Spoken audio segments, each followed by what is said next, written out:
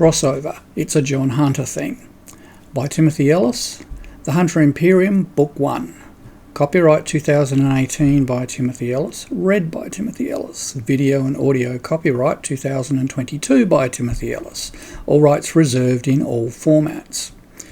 Author's note: this story takes place several days after the event of Hero to the End, The Hunter Legacy, Book 14.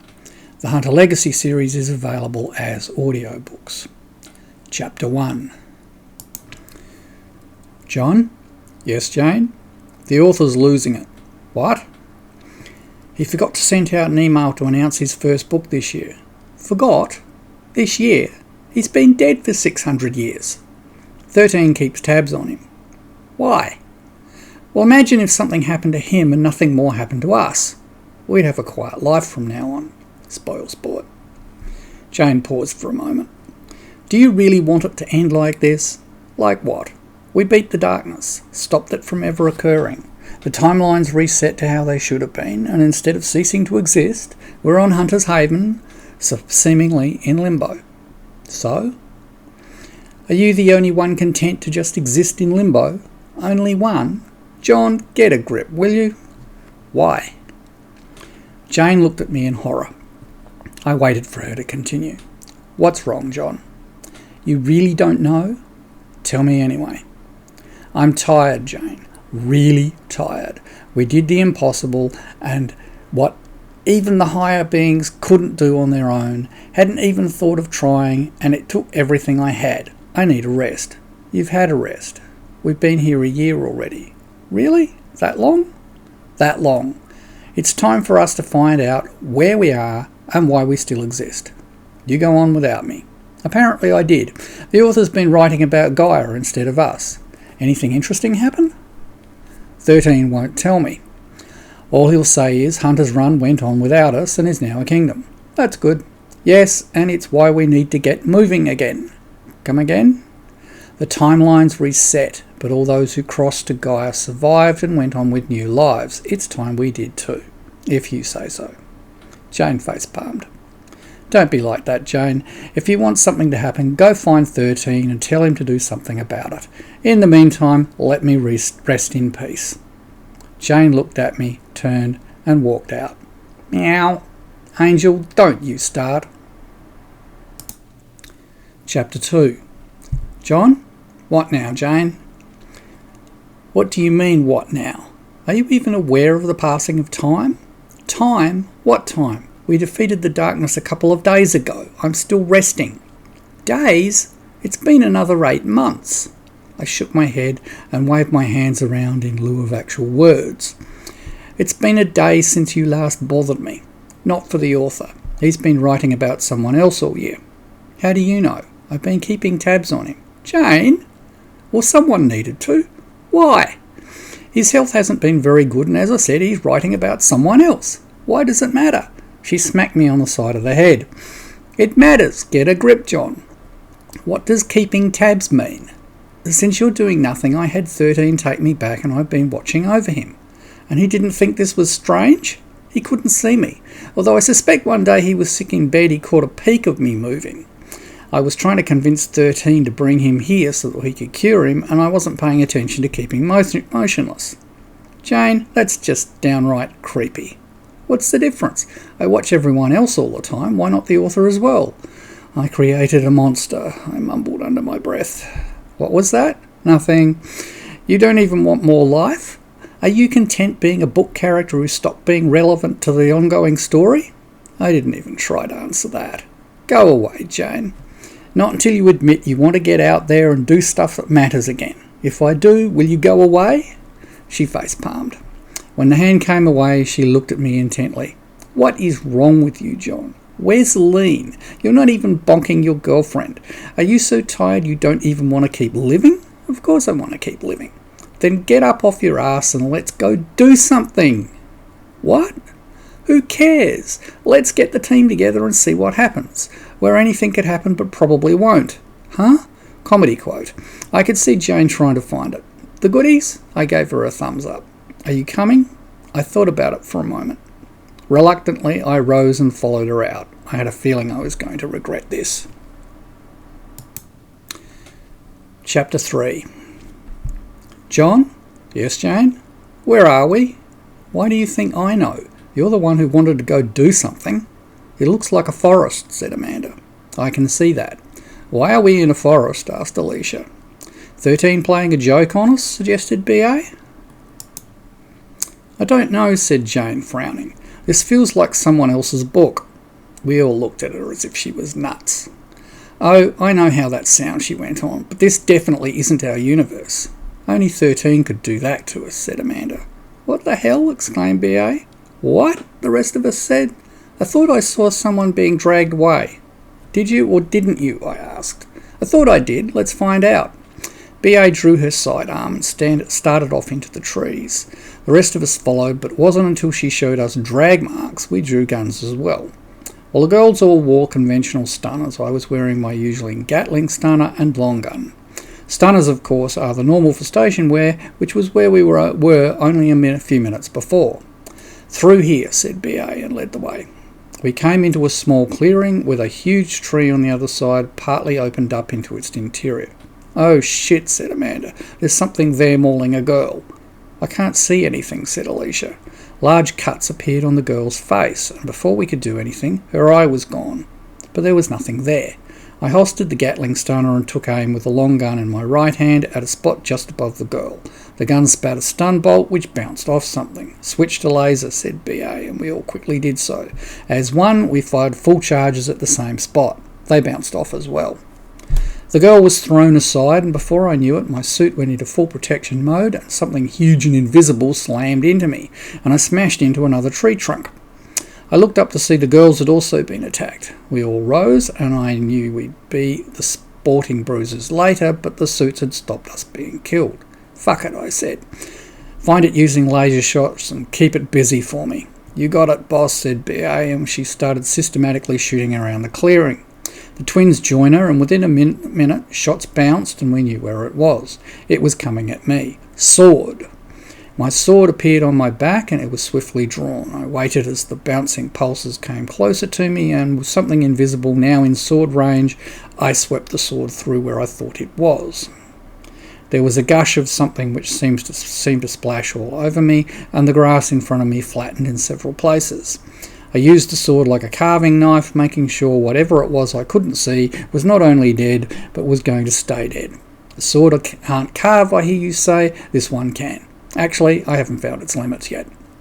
We stood there looking at nothing for a good long minute, seemingly paralysed by the unexpected. A groan nearby brought us out of it. Amanda was the first to the girl. She needs medical attention, John. B.A., check the perimeter. On it. Jane, is there anywhere we can take her? Scanning. Oh, shit. What, B.A.? There's a body over here. Young male, very different style of dress. Did the thing get him? Morph, said a quiet voice. What? The girl called it a morph, said Amanda. The hell is a morph? I yelled. Invisible monster, apparently, said Alicia.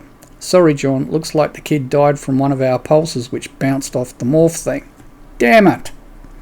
There's two signs of civilization here, John, said Jane. The nearest one is very low tech and the other one is high tech. The high tech seems to match her clothes. We'd better get her there as fast as we can. Can you carry her? Of course I can. Jane picked up the girl effortlessly, who now seemed to be out cold. She extended her suit to cover the worst of the girl's wounds and the bleeding stopped. Guns still out, we moved after Jane, who was now running.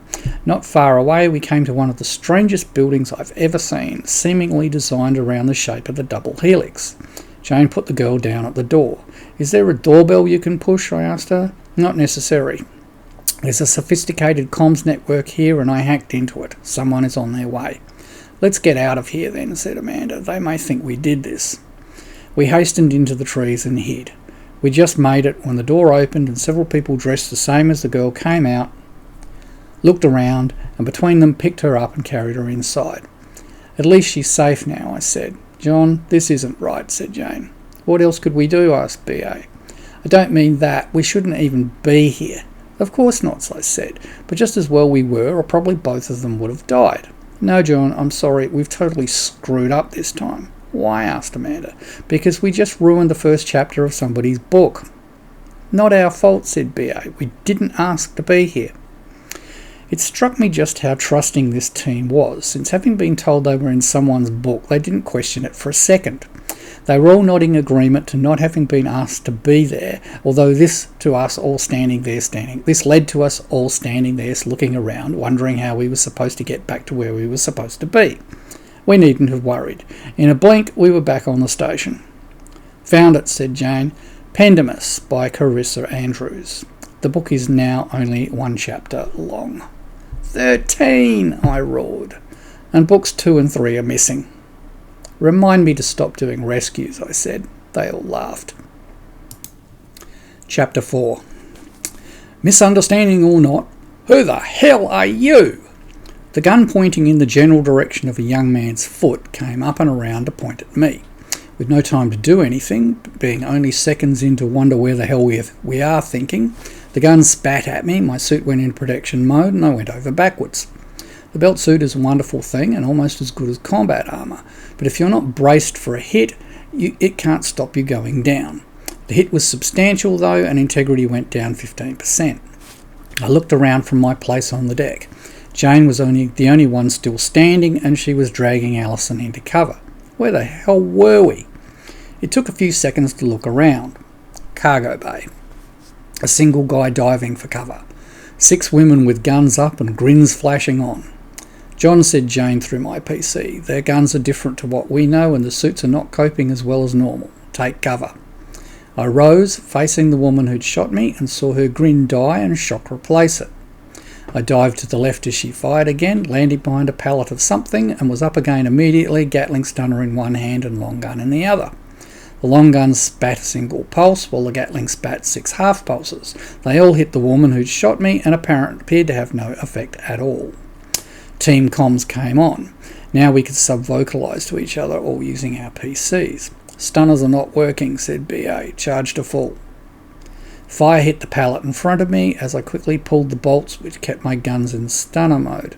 From memory, this was the first time we'd ever been in a fight with 0 warning. We'd need more than stunners, except for that morph thing, and I'm not sure that counted. Where we came from, stunners were the only guns allowed on stations, and we kept them that way unless knowing we needed more hitting power. Obviously, this wasn't our universe. Again. I waited for the pallet to indicate it had been hit again, rose up and put a full pulse and 6 full half pulses into the person shooting at me. The others fired too, but it was ripple shot, not coordinated. None of our targets went down, but they all decided to seek cover as we had. 6 of them, said Jane. 6 of us. And apart from your long gun, John, we only have light sidearms. Jane had dual Gatling guns, and the others wore normal single-shot sidearms. The long gun was a special designed to have the effect and accuracy of a rifle but still be wearable. It had been a present from a tall man. I gather very few were ever made. Shift position slightly, wait, pop up, fire, duck. We were all doing it now on both sides. There was no sign of the guy who'd been here when it all started. Jane, can you access any cams in here? Trying. Several more firing cycles later, my PC popped up a hollow screen showing the other side of our conflict. Everyone getting this, I asked? A series of yes came back. Time to change the dynamics. Jane, mark the woman firing me as target 1 and tag the rest in order of threat potential. Confirmed. The display changed to show an arrow. It also showed exactly where to aim. BA, call out the timing and we all fire at the same person at the same time. Wait. BA was in the zone. While the lowest rank of our little group, she was the combat expert. Jane was more precise, but not as combat experienced. We waited. Only seconds though. Now. The 6 of us rose to the top of our cover, aimed and fire. The woman's head emerged as we fired, and she took 4 full pulses, a long gun pulse, and 18 half pulses. She went down backwards, and the display showed blood. Shift target, said BA steadily. Wait. I needed to wait to reorient myself, so fixated on my original attacker I hadn't gained any perception of where the others were. I was ready in time though. Now. The same thing happened with target 2 and 3 through 6. One by one they went down under our combined firepower, although the last 2 managed to avoid being hit the first time. But the result was now inevitable. Jane was the first to rise, and began walking towards the mess. I looked around for the others. They were all up now, as I was. "Anyone hurt?" "Me," said Allison. 3 of them hit me before I knew what was going on. Suit took it, but I can feel a new bruise forming. "We really need to fix that, once and for all," said B.A. I sighed. Belt suit side effects had been an ongoing issue for 2 years now. Every time we thought we had it fixed, something new happened. The whole idea was a suit which kept you undamaged, at least until it failed. But every version had some reason why you still ended up getting hurt, usually bruised in some way. Hurt was better than dead, though, and most of us had been close to it at some time or other, and I had actually been dead once. Allison was the tallest of us, and I'd been in front, hence being the most obvious targets. "It's still being worked on," said Jane, in front of us, now stopped and looking down. We joined her. The sight was sickening. Only one of the women had a face anymore, and she had one eye missing and also a missing hand, which probably meant the hand took most of the shots, largely protecting her head. They'd be good enough to only need a head and hand above cover to fire, but not good enough to avoid our level of coordinated firepower. Several of the other hands were missing as well. "Why didn't they surrender?" asked Amanda. "I was wondering the same," said Alicia. "After their leader went down, I was expecting the others to give up. I wish they had," I added.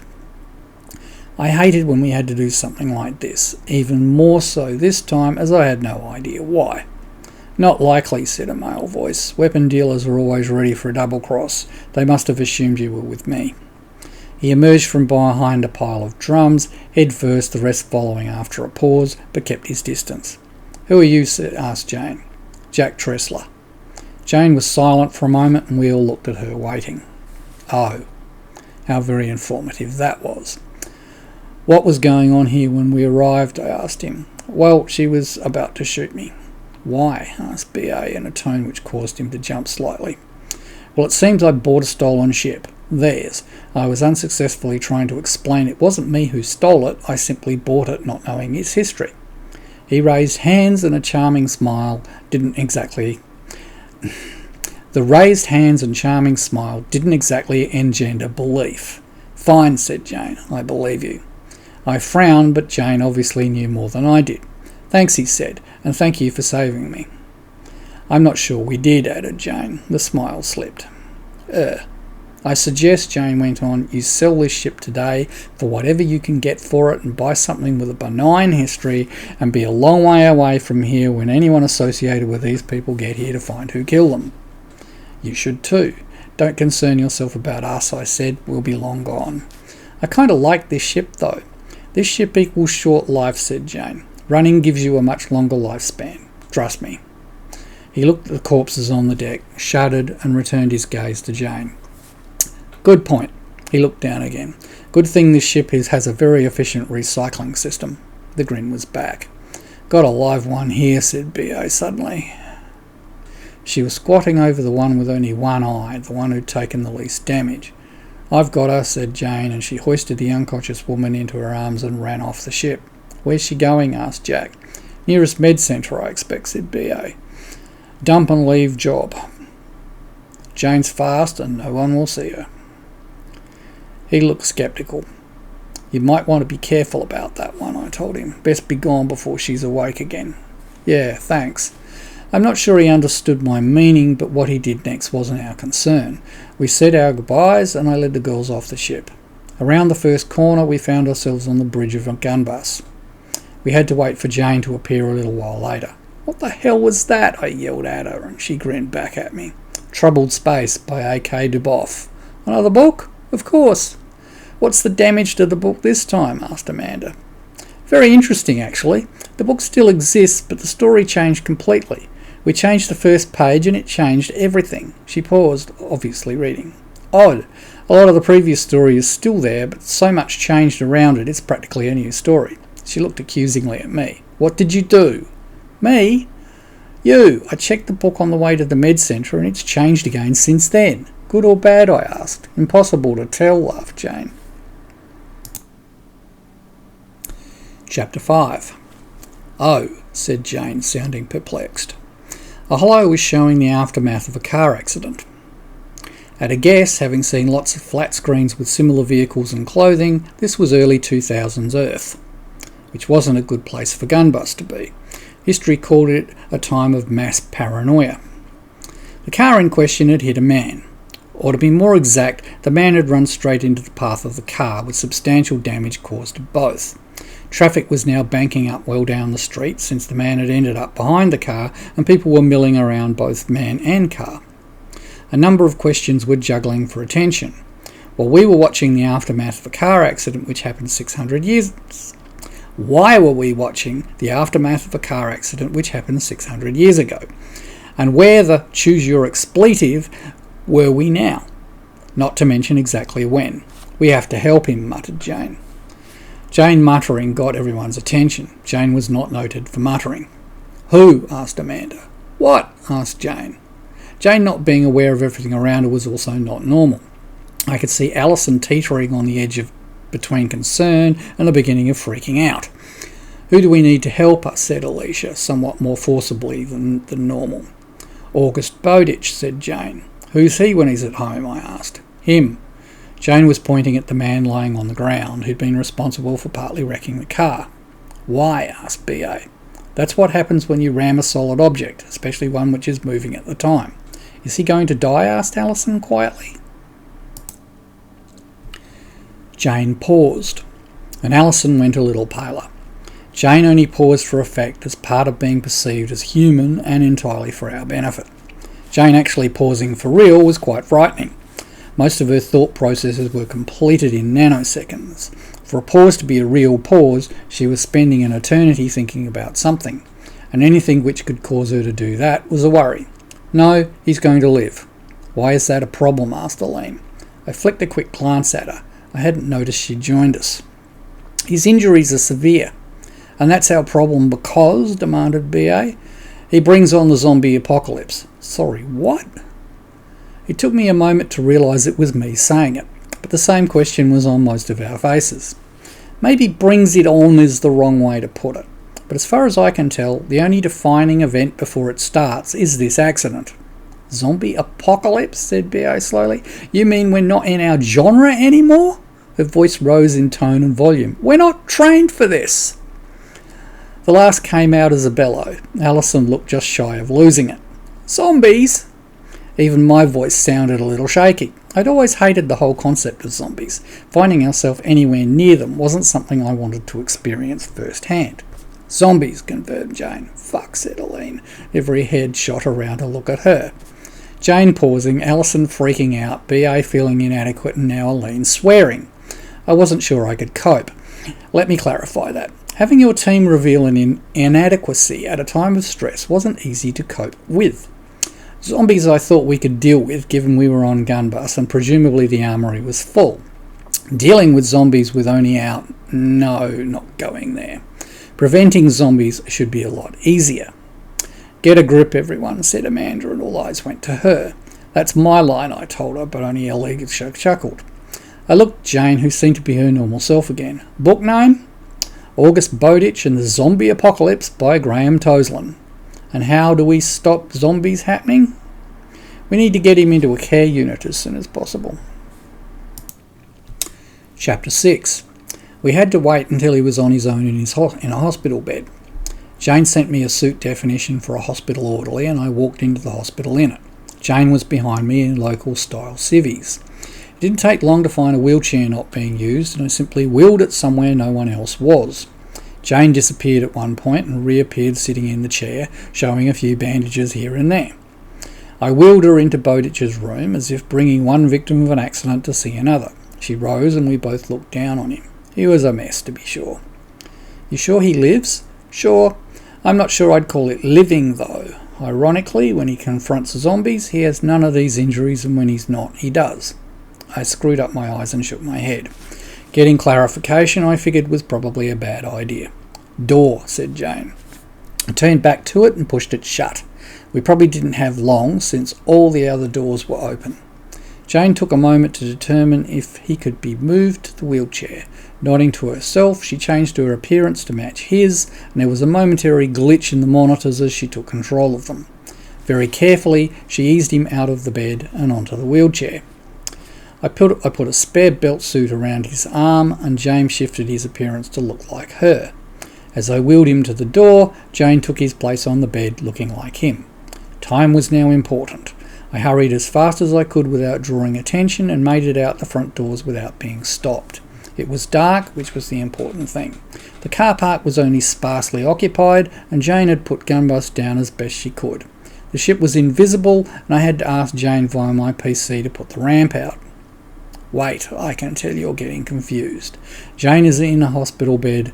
Jane is also running Gunbus as the ship's AI. Plus an assortment of combat and security droids, not to mention most of my other ships.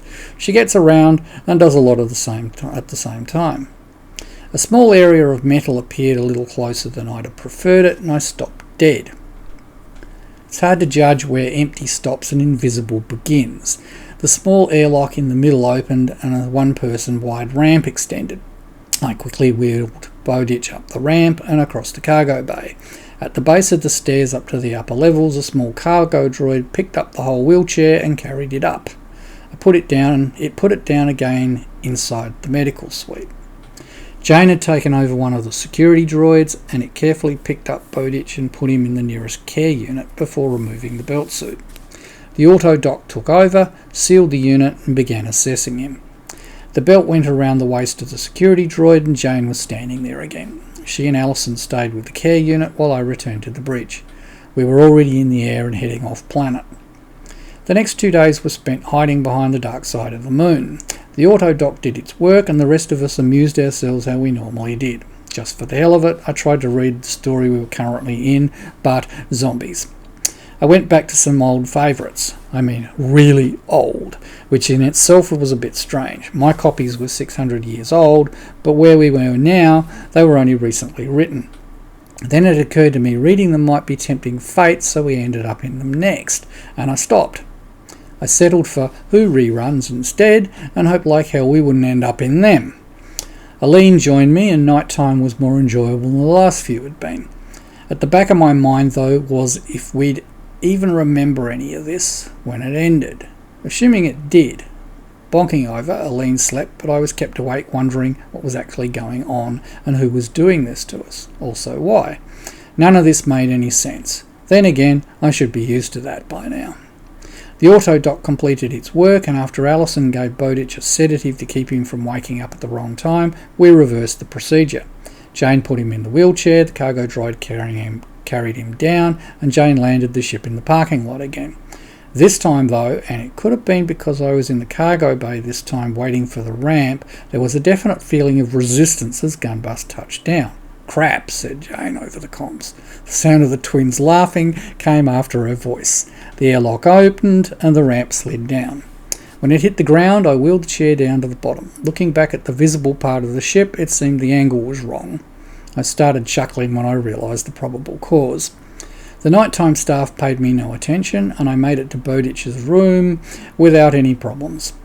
A few minutes later, he was hooked up to his monitors again, Jane was Jane again, and I wheeled Jane out.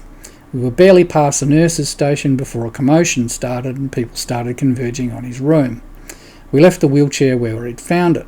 I shifted into civvies, and we walked out like anyone who'd just been visiting a patient there. Back on the ship, I trained a cam on the parking lot as we ascended. Sure enough, there was a single flattened car sitting where the front of the ship had been. I grinned at Jane, but she refused to make eye contact with me. "No zombies?" asked BA. Jane paused, obviously checking, and a startled look appeared on her face. "Well, that's strange. No zombies, as the book is now a single chapter long about how someone has got a car accident and a miracle cures him of his injuries while he sleeps." "What's strange?" I asked. "There's a new book now, same title without Bowditch's name, which is essentially the same story but without him in it." "But we're not in that one?" demanded BA. "No." "Good," said everyone. Chapter 7. "Are those dragons?" asked Amanda. "Something along those lines, I think," replied Jane. "They certainly looked like dragons to me. Not exactly how images in the past had depicted them, at least the ones I'd seen, but dragons all the same." "Does that mean we're out of our genre again?" asked BA. "I hope not." "Probably," giggled Alicia. "Not helping," I muttered, which only caused Amanda to giggle as well. "Where are we now?" asked Allison. "I'm not sure yet," said Jane, "but I think I found why we're here. The view shifted to show a large number of people moving away from a set of buildings. There were no life signs inside them, but some sort of vehicle I'd never seen before was heading in another direction away from it at high speed. "They look like refugees," said Elaine quietly. "Fleeing the dragons?" asked B.A. "Seems to be," said Jane. I groaned. "Yes, John," said Elaine, patting my arm. "It's a rescue mission." This, of course, made everyone grin in my direction. My stance on rescues was well known now and widely ignored. Sometimes I thought the cosmos conspired to make my life one series of continuous rescue missions. As far as I was concerned, I was done with them. As far as the cosmos was concerned, I wasn't. I sighed. "Where's the threat?" I asked Jane. The view changed again. The direction the refugees were heading in, down some sort of roadway, was going to be overrun before they got there. The problem wasn't how fast these creatures were walking, but that half of them were flying. "Where else are they?" Jane popped up a tactical map. It showed hundreds of dots all around the area, and further away where the terrain was rugged and apparently riddled with caves, a solid mass of the things. Off to one side, movement caught my eye. Large dots swept in on small dots, and one by one the small dots vanished. I thought about what I knew about dragons. It wasn't much. "Suit up. B.A., will the meson streamers be effective against a creature used to fire?" "Should be, boss. Only one way to find out is to try." The girls started moving, and I rose and followed them, still trying to work out where was best for me to be. "Better use the belt suits for disguise," said Jane. "Big people look better than combat suits. I don't think there's much technology here, and if anyone sees it we might freak them out more than the dragons do." In the barracks common room we found the rest of the team and B.A. filling them in on what was happening. "How do we do this?" asked George. I was surprised he was here, since he hadn't done a ground action since being promoted to command of his own capital ship. Agatha, Alana and Abigail had been wondering why they hadn't been with us before, but I guess whoever was dumping us into these situations thought we needed the extra numbers for this one. Annabelle wasn't with us though, and I could have used her on Gunbus for high guard direction. But Jane could direct us from here if we needed it. One advantage of having a ship AI with its own avatar was she could be in more than one place at a time, and we'd need her combat suit since she was the only one who could use two mesons at the same time. "We need a line protecting the road, keeping the dragon things from getting to the people. B.A., assign people where you think best. I'm going to drop out an Excalibur and see if I can get a few of them out of the air." It may seem odd giving ground command to the senior non-com, but B.A. was the best of us at actual combat. Annabelle used to be the team's colonel, but was now a 2-star general reporting to me. The twins were now the colonels, and led when tactics were involved, but this didn't feel tactical. It was a straight-up defend a position mission. The team actually didn't stand on rank much. We didn't even wear rank when we didn't have to. Whoever had the required skill of the moment led, and I wouldn't have it any other way. In the armoury, our combat suits were lined up against one wall, each one in a recharge position, backs open. We stepped inside, backs closed, and one by one we collected weapons from the wall racks and stepped out into the cargo bay. Jane's was last, and she shifted the first belt suit on her left arm into a much larger version of her, dressed in fatigue pants and a white singlet. The others followed suit, except George. George's suit turned into his favourite gorilla look. As the girls started giggling, he roared a challenge at them. "Seriously, George," said B.A., who wasn't giggling. "You don't think that is going to look more like food to them than we do?" I'd never seen a gorilla sigh before, but it did, and shifted into George, wearing the same as the girls, except around his forehead was some sort of white rag hanging down the left side of his face. "Team comms is on," said Jane. Now we were communicating using our PCs instead of combat suit speakers. The rest of the team headed for the droid airlock, where a salvage droid was already in the process of stuffing itself and its grav sled into the airlock. Gunbus wasn't going down, yet. It would stay high and feed us the tactical situation as seen from above. We'd used salvage droids and their sleds for transport before, so the team were used to it. I headed down to the hangar and clomped my way to Excalibur. After cycling through, I parked the combat suit just inside, stepped back out and made my way to the cockpit. Been a while since I'd flown a heavy long-range fighter, but the systems were up to date with my preferences and Jane had already done the pre-flight. "Hangar doors, please, Jane." Confirmed. It was good to hear Jane back in the old familiar ship AI role. I loved her like a sister as an avatar, but as a ship AI her character was more, I don't know, familiar, military, matter of fact, Hard to know. It felt for a moment like going back to the beginning again when all she was a ship AI. We'd both come a long way since then. The hangar doors were finally open and I dropped Excalibur out. The difference in size and ships immediately became apparent. Gunbus was a heavy corvette, the smallest of capital ships. Excalibur was a heavy privateer, the largest of the largest fighter class, built for long distance and not needing a carrier. But Excalibur was dwarfed by the size of Gunbus. I goosed the controls to take me around to where the salvage droid was now on the outside of the droid airlock. It was larger than normal airlock compared to what people normally used, but much smaller than the main airlock on the front of the cargo bay. It was designed to let droids come and go without affecting the operation of the ship. Both the salvage droids and search and rescue droids used it. Hence it was large enough for the team in their combat suits to go through together. Jane had taken over control of the droid and she started to drop the sled towards the ground. I followed, taking up wingman position in case we were attacked. Gunbus started going up rapidly, making it appear we were dropping very fast. Monitors can be illusory at times and I turned that one off. The sled touched down gently and the team sprinted off to their positions. Above them I hovered, getting a feel for what was coming. We'd never faced anything this big before and I wondered if we were in fact outmatched. "They've seen us," said Jane. Chapter 8. "You mean they've seen me?" I responded. "Us. Oh, and John?" "Yes." Try not to kill too many of them." "Why not?" asked B.A. "I know where we are now." "Where?" asked Amanda. "Desert Runner by Dawn Chapman." "And why don't we kill them all?" asked B.A. "Because the people here are codependent on them." "Why?" I asked. "Something to do with their dung being used for special things." There was a moment of silence. I mean, how do you follow that statement with something which makes any sense? I took her word for it though. We always did. The flyers had picked up speed. I lined up on the largest and pushed the speed slider forward and pulled it back again halfway. This was going to be interesting. I was flying one of the fastest fighters ever invented and the dragons were flying at bird speed. True, I was in normal gravity and space fighters were not really designed for combat in air, but right now I wasn't sure my speed and manoeuvring advantage was actually an advantage. The front guns were grouped up to fire at the same time. The turrets were primed for targets of opportunity, since missile defence wasn't going to be an issue here. Until I fired, I'd have no idea what the pulses would do when they hit scales. A few seconds on a head-to-head course, about 300 metres up, and it was crunch time. I pulled the trigger, rolled to the left while pulling up. Jane kept a cam on the pulses. Fire from the dragon engulfed the pulses, but didn't seem to do anything to them. They hit dead centre under where the neck met the body, and the dragon staggered, dropping about 50 metres before getting its flap back and continuing to head for the line of combat soons now spaced out behind me. "I don't believe that," said Allison. "A full salvo of heavy guns and they didn't get through the scales? Tough son of a bitch," said B.A. "Pair up. Jane, give us targets and a spot to aim at." "Confirmed." Fire engulfed the ship and I changed direction and sped up a little. Never take your eye off the scanner.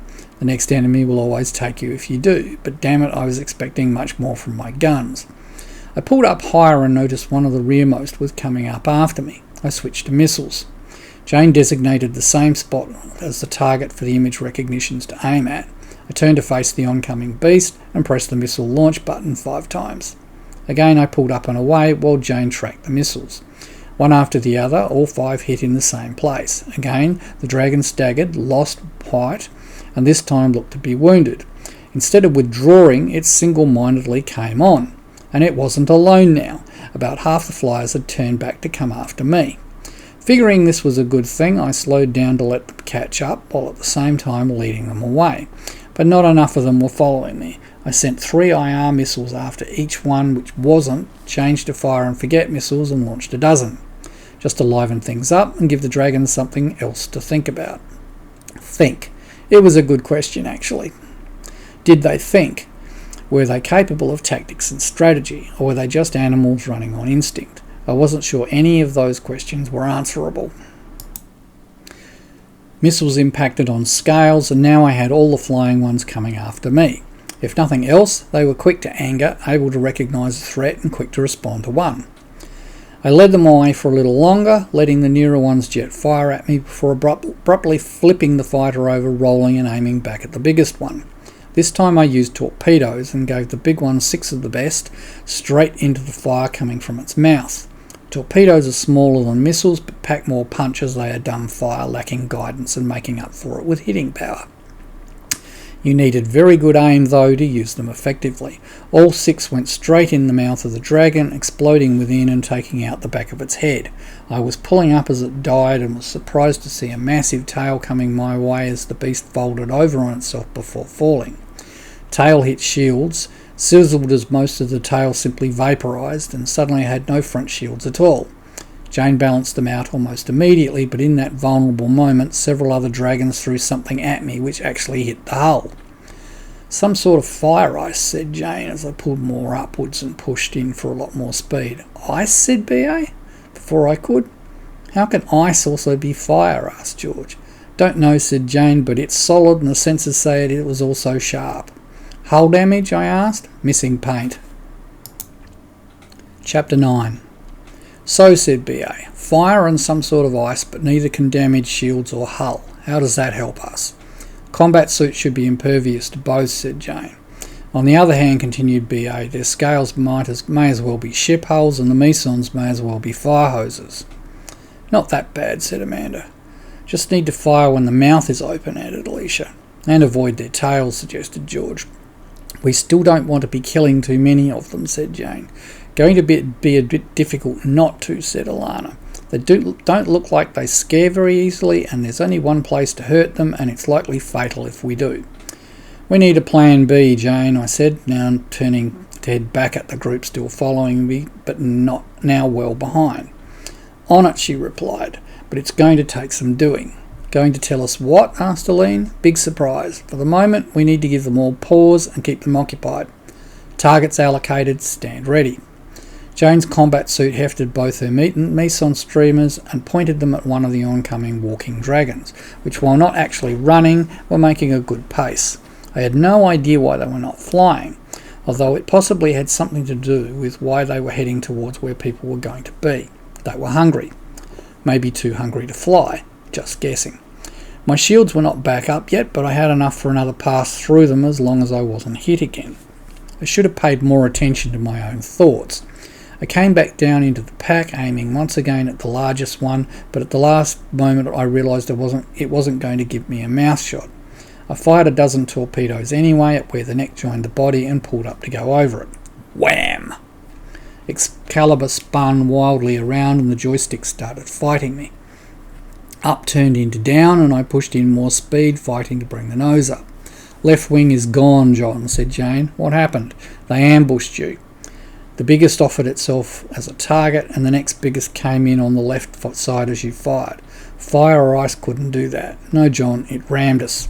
Half a dragon is falling to the ground, and the one you shot is losing altitude as it heads away." I managed to pull the nose up and away from the rest of them and started heading up towards Gunbus. Jane brought her down, and around 10,000 metres up I let Jane dock us. I sat there for a moment. "Excalibur 2, Dragons 1, offered Jane. So much for space fighter versus dragons. I pride myself on being a great space pilot, but I was definitely out of my league when it came to fighting in an atmosphere against something slow and ponderous, but bigger than I was. Mind you, I'd never done it before. I'd fought in an atmosphere, but against smaller fighters with similar manoeuvrability. I was also outnumbered badly, and let's be honest, probably more than a little arrogant. I rose and headed back.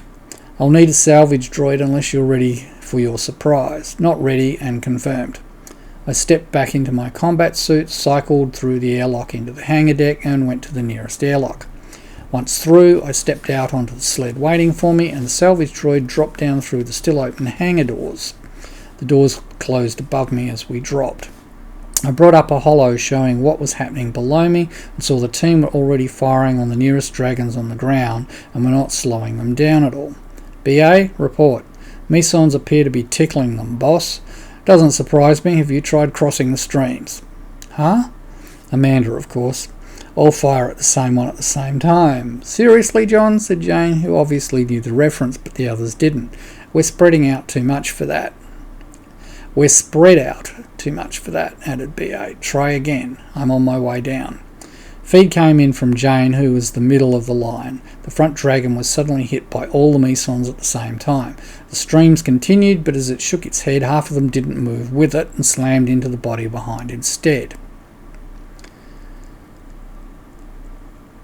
It stopped, reared up, shaking its head, and the mesons died one by one as they all lost the head. The rest of the dragons stopped as well, one by one as they reached the first one, and together they bunched up into a very close group. The ones in the air were heading back, but still a long way off. At least I'd been able to draw them far enough away so they wouldn't be a distraction now. I think we pissed them off, said George. You think? Said Aline. Now what? Asked Alana. I really wish we had some mines about now. Alana was our demolitions expert. It figured she was thinking about how to blow them up. The pity was, Gunbus didn't carry capital ship missiles, which were what we needed. Her role was anti-fighter, and if she went up against anything bigger, I used torpedoes instead. But maybe we didn't need to use explosive mines or heavy missiles. Going to try something, I said. Covering fire, please. Jane put me over the middle of the group, about 50 metres up. Confirmed.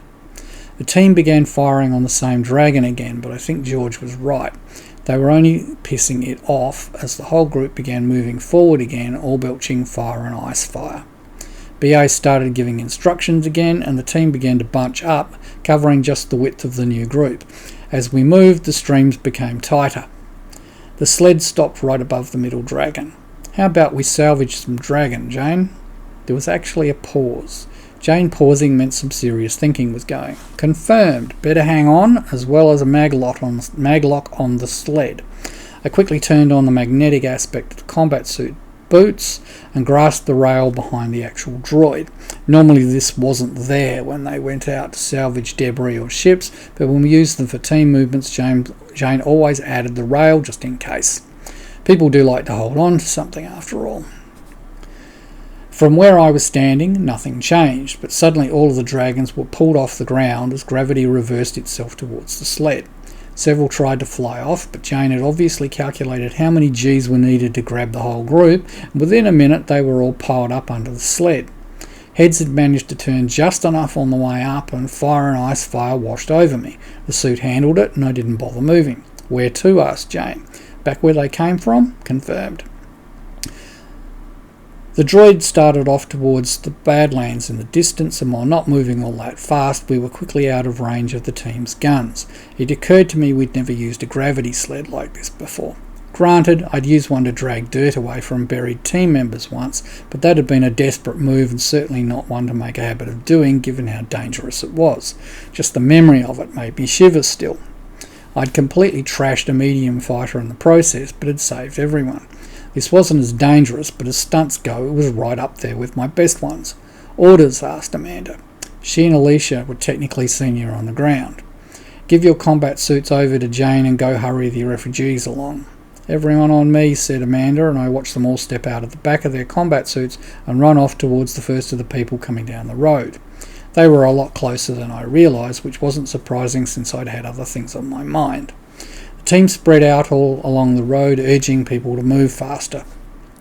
Their red uniforms made them stand out, and they were obviously getting odd reactions from some people, but the mass began to move faster. I had a thought.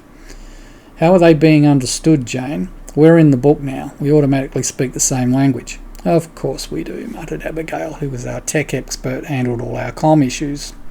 I wasn't totally sure she wasn't being sarcastic. Time passed. The dragons continued to be most unhappy but couldn't move. People passed the closest point to where the dragons had been heading and began putting distance between them and the team. Here good for you? Asked Jane. I looked around. As good as any. The dragons dropped. Some of the outside ones managed to get their wings flapping and succeeded in landing with some dignity, but the rest simply hit the ground in a big mass. They all reared up in anger, some still shooting fire and ice at the sled, and managed to get themselves extracted from the rest. Jane moved us out of range. Several of the larger ones moved after us, and Jane moved us again. Heads suddenly turned back towards the road in the distance, and as a group they began walking towards it again. Chapter 10. They just don't get the message, do they? I said. They're hungry, said Jane. What do they mainly eat? The buildings were a sort of ranch which managed something like cattle. Some of them were driven towards the caves each year to keep the dragons fed well enough so they didn't do what they're doing now. What happened? Long story. You telling me to read the book? Jane chuckled. There should be a replacement food source coming, but we need to protect these people until it gets here. I sighed. The dragons were single-minded, it seemed. Put me over the head of the biggest one. Jane moved the sled and I was quickly over the lead dragon. Sword, I said to myself. On my back appeared my combat suit-sized sword. Bigger than normal, it adjusted to the larger side of the size the suit could wield. I reached back and pulled the sword out. It had changed shape a few times since I'd first discovered it, but I saw it was back in its original shape, something resembling a Japanese katana, but not. The dragon below was looking up at me now, and I brought the sword around in front of me using both hands and moved to the edge of the sled. Geronimo! I yelled and jumped off. A chorus of "Don't yell" was ignored, and I landed in the middle of the dragon's face. And the sword sliced straight into the side of one eye, going right into the hilt. The dragon reacted by rearing up to its full height, making a noise I assumed was shrieking, and not having any grip, I was flung away. "Catch!" I called. Jane missed, and I hit the ground quite hard, the sword carving into it as I rolled around. I jumped up immediately and brought the sword around into a high guard position, turning towards the nearest dragon. The one I'd hurt had turned tail and was running as fast as it could towards the caves. Several smaller ones were trying to keep up, the rest were coming at me. I ran straight at them as fast as I could. A mouth opened ahead of me, coming down towards me, and I dodged to one side, swiping the sword alongside of the head, and heard another shriek as the sword went through scales. I kept running and lopped toes off the next one. A tail came out of nowhere, and I was able to lop off the tip before the rest of it slammed into me, and I went shooting through the air. Jane caught me. Well, not really caught as such. She put the sled on its side in front of me, and I crashed into it head first, falling over on my side, rolling onto my back as she turned the sled so I was on top, and took me back out of the way of some now extremely angry dragons. I sat up and popped up a hollow of what was going on below.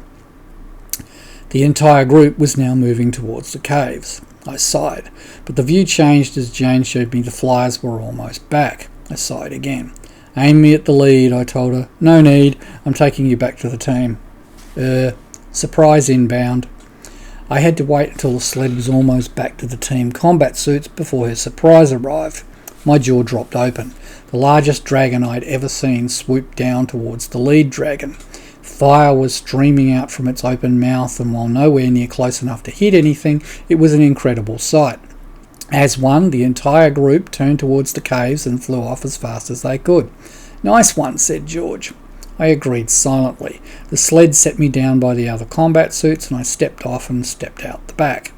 It was one gigantic dragon, and it was now inbound towards me. The distance was covered much faster than any other dragon could, and it gently set itself down not far away, the legs and feet seeming to fold up underneath it. I smiled as a hole appeared in the front chest area, a ramp slid out, and as one, the combat suits began walking that way. I followed. Jane was waiting at the top of the ramp. She was grinning and obviously waiting for me to say something. "What took you so long?" I asked her. The grin widened. The basic shape was easy enough, but getting the flapping right was a real challenge. It took even longer to run external connections to the head part so I could light up an oxygen feed to emulate dragonfly fire. There was a blast of fire above and out front. "Nice. How long do we need to stay here now?" "A bit under 2 days. Why that long?" "Food for the dragons is on its way. We'll keep up appearances until shortly before they arrive here, just to make sure any other dragons don't come by." "Will they?" "There's a few dots moving this way already, but the nearest one has already veered off." "Amanda?" "Yes, John?" "Rotating shifts until all the refugees are well past. I'm going to get a drink and a snack and be out to join you shortly." Amanda started giving orders. I slapped Jane on the shoulder and headed in. Behind me, the ramp slid up and was replaced by a much smaller one. The airlock remained open, but the hole closed just enough for a person to walk in through. I walked into the common room and sat. "Lunch is served, my lord," said Jeeves, and put a tray in front of me. Chapter 11. "This is awful," said Jane. "Understatement," I said. "Where are we?" Some sort of stadium. I can see that. Any idea why? Not yet. Give me a moment. Jane was the only one with me, and we were sitting in the back row of a stadium full of Americans. Our uniforms had been replaced with local attire. I had no idea where everyone else was. On Gunbus, presumably, and as I thought it, the location popped into my head. The ship suit was currently hiding the ship from view, and it was parked at the back of the group of sheds behind the stadium. This has got to be a sick joke. Jane didn't answer, but her face expressed a similar viewpoint. Down below, they were forcing cats to fight each other. I could just hear what Angel would be saying about it if she was here, which was a good thing she wasn't. The crowd erupted as a winner was declared. Okay, John, I know why we're here. Why? Not why. Who? Who then? The winning cat had been picked up by now and was being rushed out of sight. The cat which just won. The one just taken away in a hurry. What about it? It's dying. We need to save it. Last time we saved someone, it turned out to be the wrong move.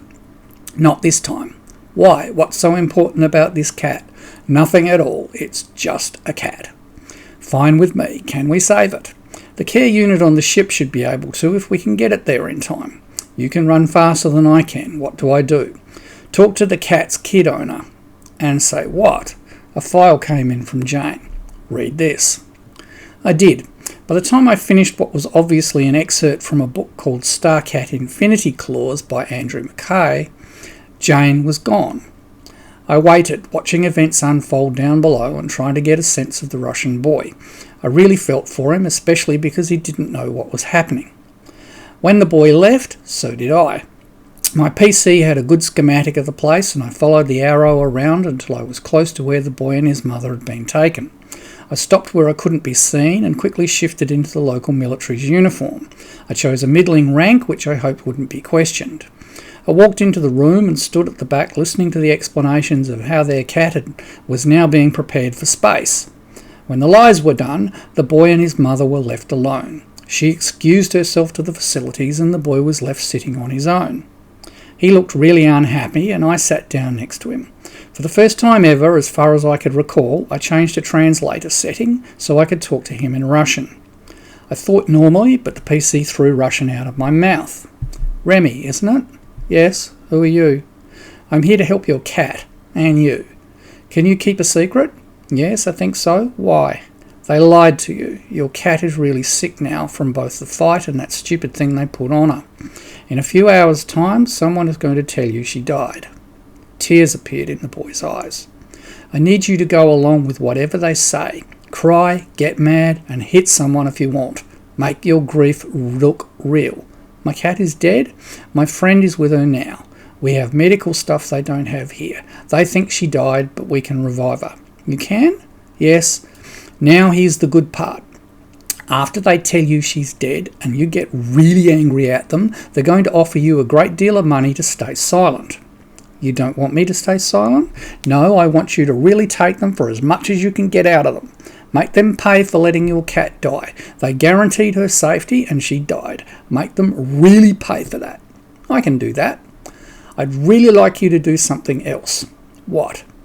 I want you to send a quarter of what they give you to each of the other 2 cat owners, the ones who lost, not the one who came second. Anonymously if you want to. What does that mean? Without telling them who sent the money. There will be lawyers involved, so get yours to do it for you. Your mum will probably want all of it, but convince her. Why? They went through as big a trauma as you did. You get half because you still have to face the worst part yourself. But they deserve some of that money. If you'd been one of the first 2 eliminated, how would you have felt? Lousy. I did when I thought we were going to lose. So you know how they feel now. Why not make their lives better as well? I'll think about it. Good. What I didn't tell him was if he didn't do it, Jane would be able to reroute funds from Gunbus. Here and Now had no protection from our level of comms tech, but it would be better if the kid did it.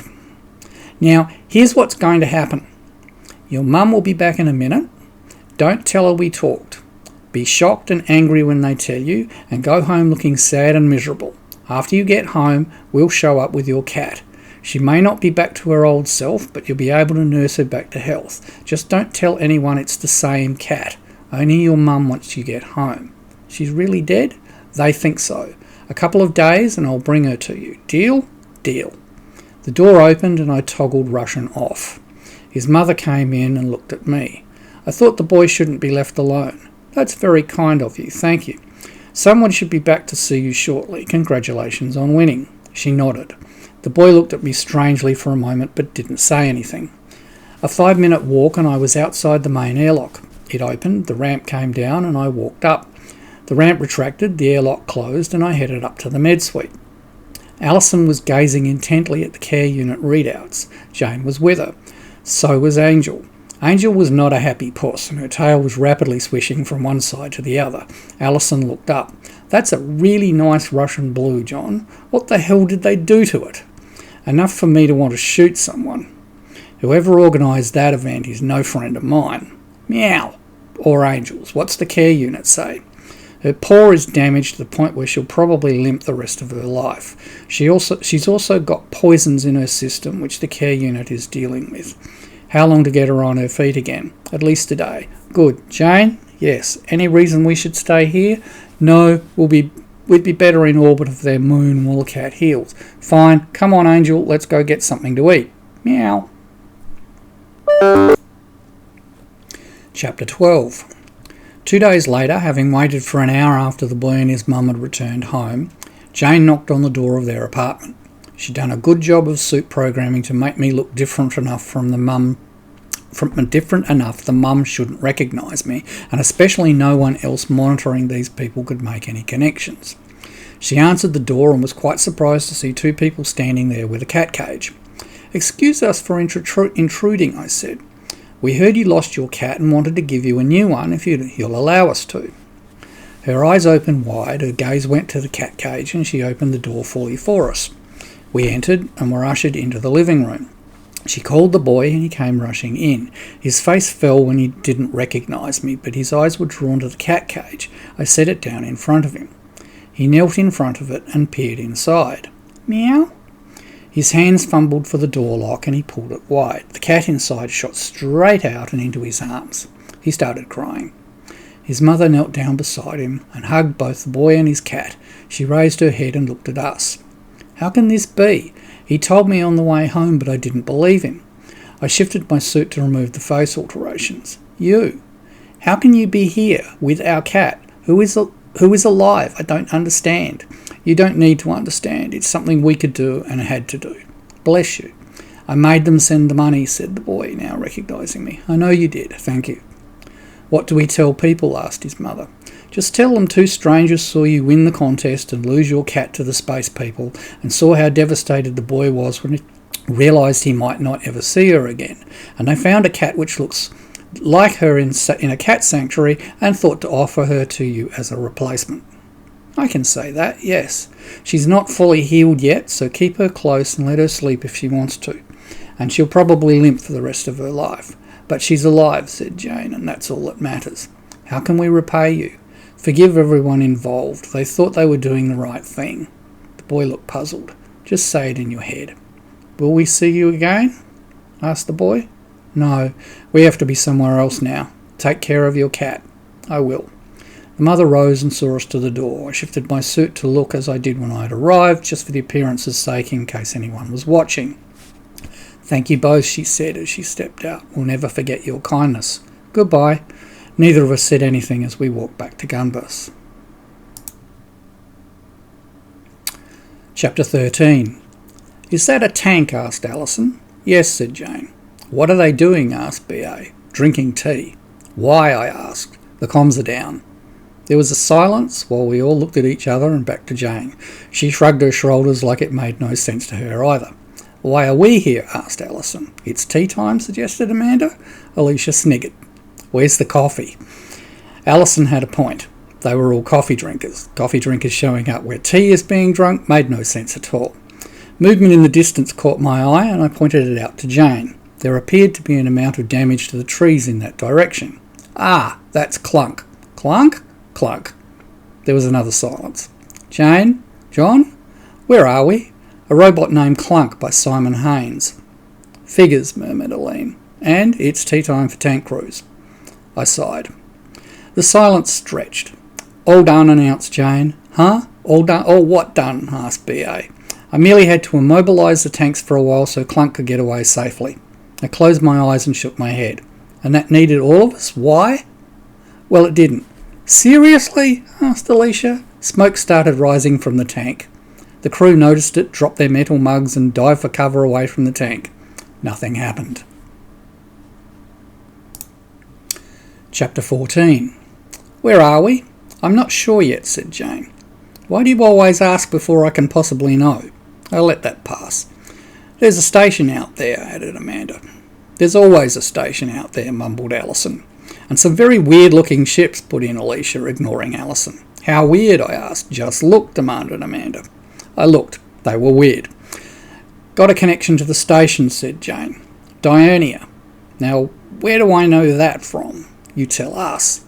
Are they going to freak out when they see us? Asked B.A. Probably, laughed Aline. I looked at her and she had a point. We were the weird one here. Jane, on it.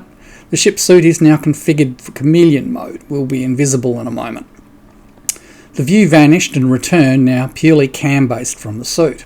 Any idea why we're here? Still looking, but I think we need to dock with the station. Can we? Asked Alison. What do you mean? Demanded B.A. Does the ship have the correct docking stuff for stations here? Started Jane. No. At least it shouldn't have. But maybe 13 changed the ship when he sent us here. You're assuming it was 13, I said. True, we've not figured out who it is, but we usually have what we need, so docking clamps for this station should be a part of what we need. Therefore, they should be there. If not, maybe we don't dock. We didn't even notice her checking, she went on. Yes, there's a different set of docking clamps and station couplings there now. We're supposed to dock. Won't that freak them out? Asked B.A. We all looked at her. Invisible ship asking for docking permission without a registered name or whatever they use for IDing ships. Hello, this is Invisible Good Ship Gunbus requesting docking permission. I mean, the name alone is going to freak them out. We'll dock quietly at one of the empty ports, said Jane. We can at least clamp from our side, and that should hold the seals just fine. I'll pick the lock and you can go aboard. What if someone else tries to dock there while we're there? I thought it was a very real concern. Jane fixed me with a steely-eyed look. That will be a very large bang outside, which no one will hear, and a lot of debris as the trying to dock ship either breaks up or explodes, which will likely damage ships on both sides, followed by a station hull breach and all the alarms going off. She said it deadpan. So we wear suits while there, said Amanda, just in case. But we can't wear our uniforms in there, said Alison. I mean, it's presumably a civilian station, isn't it? Yes, said Jane. I can see inside now and it's definitely civilian. In fact, I can see no sign of military at all and no one is carrying guns. My mouth was hanging open. They were discussing clothing while ignoring the whole issue of a very loud bang outside. Civvies then, said Alicia. What sort of style, Jane? There seems to be two sorts. Some sort of one-piece ship suit on the baggy side by our standards or civilian civvy look. Jeans, top and jacket will do fine. Boots are common, so yours are okay. What's up with you, John? Asked Aline. Very loud bang outside? Keep up, John, said Amanda. That only happens in a worst-case scenario. Right, Jane? Jane smiled and tapped her nose with a finger. I wasn't at all reassured. The smile faltered but became a grin again. What? Asked Alison. How long since any of you ate? No idea, I said, but now you mention it. Why? Because I figured out why we're here. There was a short pause. Jane's grin got wider. Spill it, demanded B.A. We're in Ashes Born, I think, by Nathan Lowell. So? The word was accompanied by my raised eyebrow. So this series has the best breakfast of any. We're here for breakfast? I think B.A. was scandalised. She seemed to realise her voice was loud and higher than normal. Breakfast, she repeated softer and in a more normal voice. For her, anyway. Drill sergeant origins tend to leave a person with a certain amount of forcefulness in their voice. What we weren't used to was B.A. being shocked. Of course, we all grinned at her. Breakfast, confirmed Jane. Chapter 15. Docking went off without a hitch. Or at least half a hitch. Gunbus was secure and we all packed into the small airlock, since it was the only one which fitted the stations. I could have sworn the airlock had moved though, but like as not, 13 had tweaked the whole front end of the ship. It was very disconcerting. I had to tell Angel to stay put, and Jeeves coaxed her back into her kitty castle with some treats. Jane had looked, and there was no sign of pets anywhere, nor did there seem to be even a pet supply shop. Jane was staying behind. She claimed 7 was a crowd, and her not eating would stand out as peculiar. But I think the real reason was the potential bang was a real concern. Sure, she was still on the ship when her avatar left, and the avatar was more versatile, but maybe she just hated breakfast. I usually didn't eat breakfast, and truth to tell, I could have gone a decent steak instead, but it did feel like breakfast time and I was hungry. Jane, of course, didn't eat. Or she could, but apparently the mess for her was worse than for us. I dragged my thoughts back to the station before nausea set in. The station airlock opened without any problems, which was not surprising since Jane had been hacking airlocks for a long time now. As we stepped out onto the concourse, no one gave us as much as a second look. Actually, that wasn't true. Plenty of guys gave the girls a second look, and a few girls as well, but they were not looking at us as anything particularly out of the normal. I'm sure gorgeous girls entered the station all the time. The next airlock around had a name on it.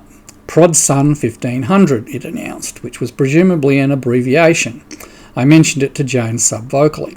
Prodigal Son, she said in my PC. Something they call a fast packet.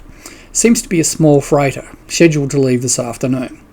Do we need a sign on our lock? Just doing one. We're now G-Bus. I think we need to supply a leaving time as well. I'll use 2100 today, but I don't think we'll be here long. Where to? Follow your arrow. I followed the arrow. The twins fell into step behind me, with Alice and Aline and BA behind them. For a moment I wondered where the others had gone, but there was no answer to that. We were all armed, but the suits hid them from curious eyes, which was just as well because it was quickly obvious no one strutted around in triangle formation here, let alone armed. The arrow led to a lift. We entered, realigned still in the triangle, and Jane told me to press the button for 2 down. The numbers go up and down, she said. The docking ring is the middle deck. Up for all the higher class level, down for ship operations, administration officers and crew amenities. The lift dinged, the door opened, and we stepped out. The arrow took us to the left, and we continued strutting. More ship suits down here, but people in civvies were going in and out of establishment doors, so we seemed to fit in. Is that bacon? Asked Amanda suddenly. It certainly did seem to be bacon. Our steps faltered and the triangle turned into a group just as a sign became visible above a not too prominent door. Over easy, it said. The arrow was pointing at the door. It opened as we approached and a couple came out. They were both carrying takeaway cups. Inside we found a long counter with seats at it and a series of booths. There was only one booth empty. It comfortably fit 4 people, so 6 was a bit of a squeeze. It would have been less so had we not all been wearing concealed guns. It was looking more and more like we didn't need them, but my luck when I didn't expect an attack was when one happened.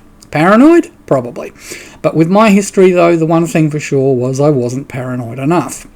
Almost as soon as we were seated, the last 2 stools at the counter were taken. Shortly after, the door to the kitchen opened and a man wearing an apron came out.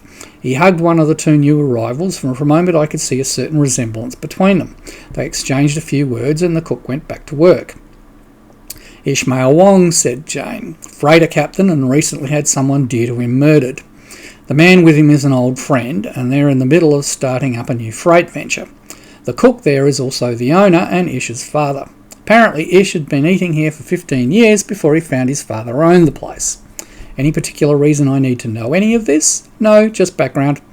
What will you have? Asked the young man now standing next to the booth in a spotless white t-shirt, denim pants and a white apron over the top. Jane prompted me.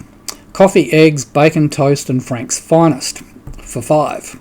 He nodded after each, scribbling on a slip of paper. I'll have the same without the coffee. His nod missed the beat this time. Obviously not ordering coffee was a rarity here. I assume projectile vomit was also. But give me coffee and that's what you got. There was no question for an alternative drink, so maybe coffee was the only option here. Or maybe you had to ask. Juice was probably the standby, but who knew what they actually juiced, and I wasn't sure I really wanted to find out. How? How many? What kind? It rolled off his tongue like he'd said it a million times. Over easy 3 wheat. The others were looking at me with confusion on their faces. Welcome back, he said. He walked over to the window into the kitchen and slipped the paper into a metal thing which held other slips of paper. "Order, Frank." "What was all that about?" asked Aline, who was making the most of being in wiggle contact with my side and whose hand was lazily stroking up and down my thigh. Jane was right. I should have been paying more attention to her. But at least she recognised the need to give me space. Now, though, space was something we didn't have. Jane told me how to order. I've no idea what Frank's finest is, but presumably we'll find out very soon. The young man was back very quickly, and 5 coffee cups were filled and the 6th removed. The aroma had the girls sniffing their cups before sipping, while I tried not to gag. "Get a grip, John," said Jane. I made an effort. The 2 men at the counter received their meals. One of them set 2, while the other took 3 bites and started asking questions of the other. But the food seemed to occupy them both, and they ate rapidly. Ours arrived shortly after. Each plate was piled with potatoes and onions done in a way I'd never seen before, with bacon all through it, 3 eggs on top and 2 slices of toast on the sides. It smelled divine. The girls stopped talking about the coffee. We all made eye contact for a few seconds and reached for the cutlery. In short order, plates were empty and the coffee cups refilled. "So," asked Jane, "you were right. Told you." I ignored the tone. "John?" Amanda sounded almost tentative, which was completely unlike her. "What?" "We have to get some of this coffee." "We have to get a lot of this coffee," amended B.A. "Cargo bay full," muttered Allison between swallows. "In progress," said Jane to all of us. "Means we'll be here all afternoon." I had a sudden thought. How are we paying for all this?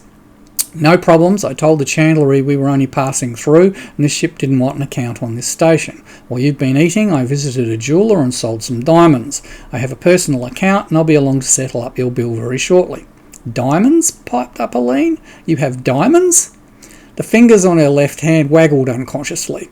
My eyes went from the hand to her face while I was trying not to flinch. The other girls were laughing. "We saved, looted," interrupted Jane, "the wealth of a lot of worlds as we fell back in front of the darkness advance. When the timeline shifted, it should have been put back where it came from. And if Jane has diamonds, apparently it's still with us as well. While most of it is on Hunter's Haven, I had some of it stashed on each ship just in case we need hard for raising funds. Especially now we're cast adrift in the galaxy and don't know where we are and who's around us.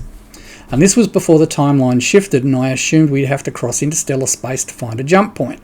And who or whatever was out there. No one's going to take electronic credits, so we needed something negotiable. If diamonds don't work, there's other stuff which should." "Whose fault is that?" asked Alicia. "Sorry, what?" "She's asking whose fault it is. We don't know anything about where we are now," said Amanda. Now? Or now back on the station now?" "Keep up, John," said Aline. "You've been in isolation for simply ages." 2 days! 3, muttered Allison, who'd had another coffee refill. 20 months, said Jane, now standing by the booth. "I've paid, so we better get out of here. They want the booth." We slid out 2 at a time, Allison hastily finishing the last of her coffee first, and followed Jane out. "Go tour the station for a while," Jane went on. "If you find something you want to buy, let me know and I'll join you." "And you'll be doing?" I asked. She tapped her nose with a finger and walked away. "What was 20 months?" asked Allison. "Jane has a bee in her bonnet about how long the author hasn't been writing us." "That's weird," said B.A., "even for Jane." "How do you fit 20 months into 3 days?" asked Aline. "Absolutely no idea. Shall we walk?" "After that feed," said B.A., "I need to jog."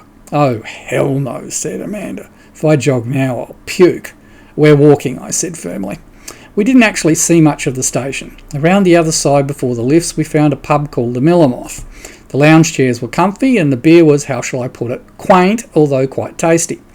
We stayed there for the afternoon. Had really good burgers for dinner and Jane turned up to pay again. Back at the ship, we all stopped inside the airlock and our jaws flopped open. The entire cargo bay, all 3 levels high of it, was filled with pallets of coffee. Chapter 16. Something hit me so solidly in the back I was face down on the floor before I even knew we'd shifted again.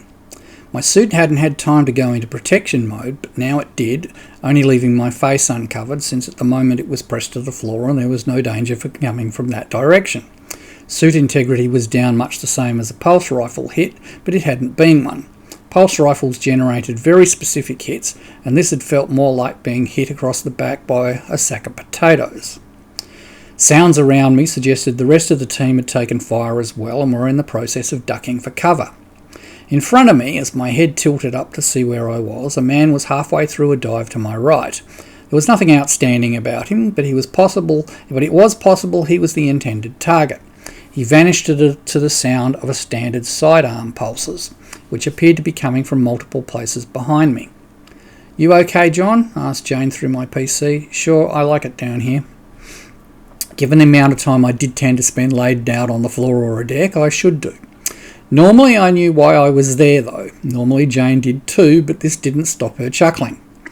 I pushed myself up onto my elbows and swiveled my head around to see who'd shot me. A girl was standing there, a look of horror starting to cross her face. She was dressed in a fitted bodysuit with trailing robes hanging from her belt.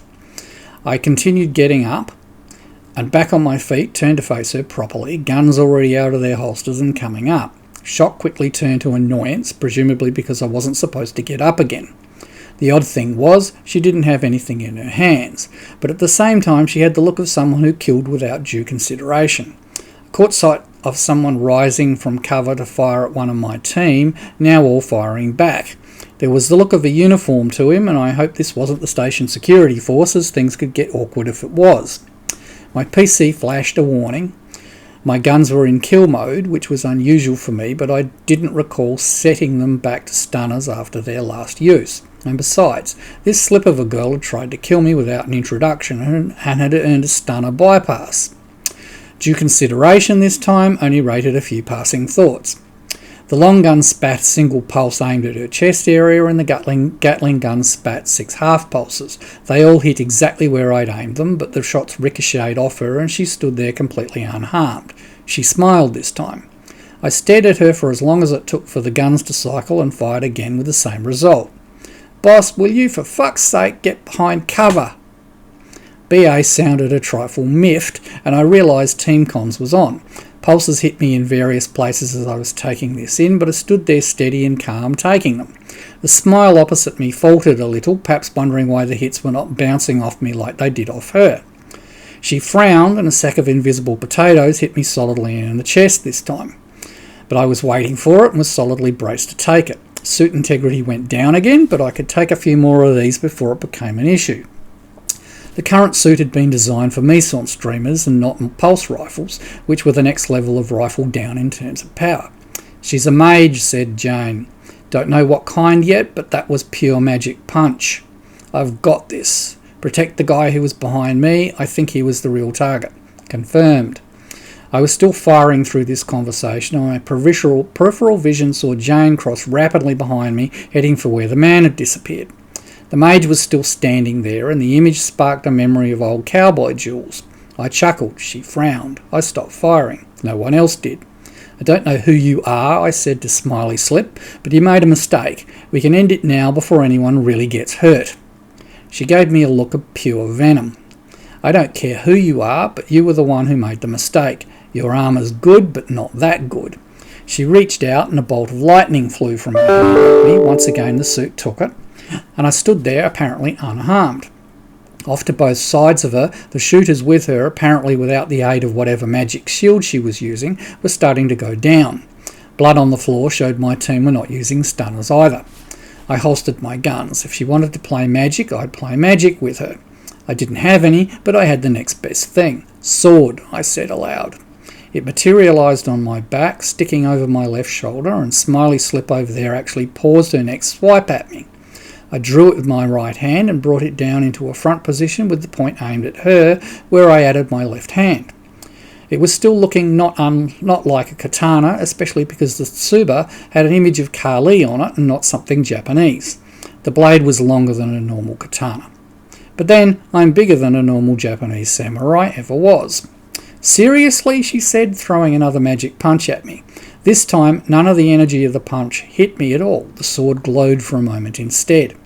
Her eyes went wide, but her mouth became a hard straight line across her face, with which the eyes followed to form the look of someone now seriously pissed off. Someone not accustomed to being defied and not accustomed to having to really fight.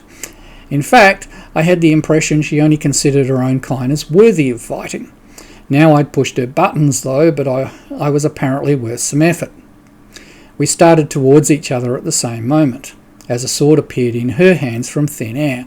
I lifted my sword into a strike position as she readied her own weapon. We met in the middle, pulses crisscrossed around us, swords clashing and flashing with magic, and she attempted to punch me in the gut with her offhand, but my suit took it without issue. She was obviously skilled, but it didn't matter. My sword wasn't really a sword.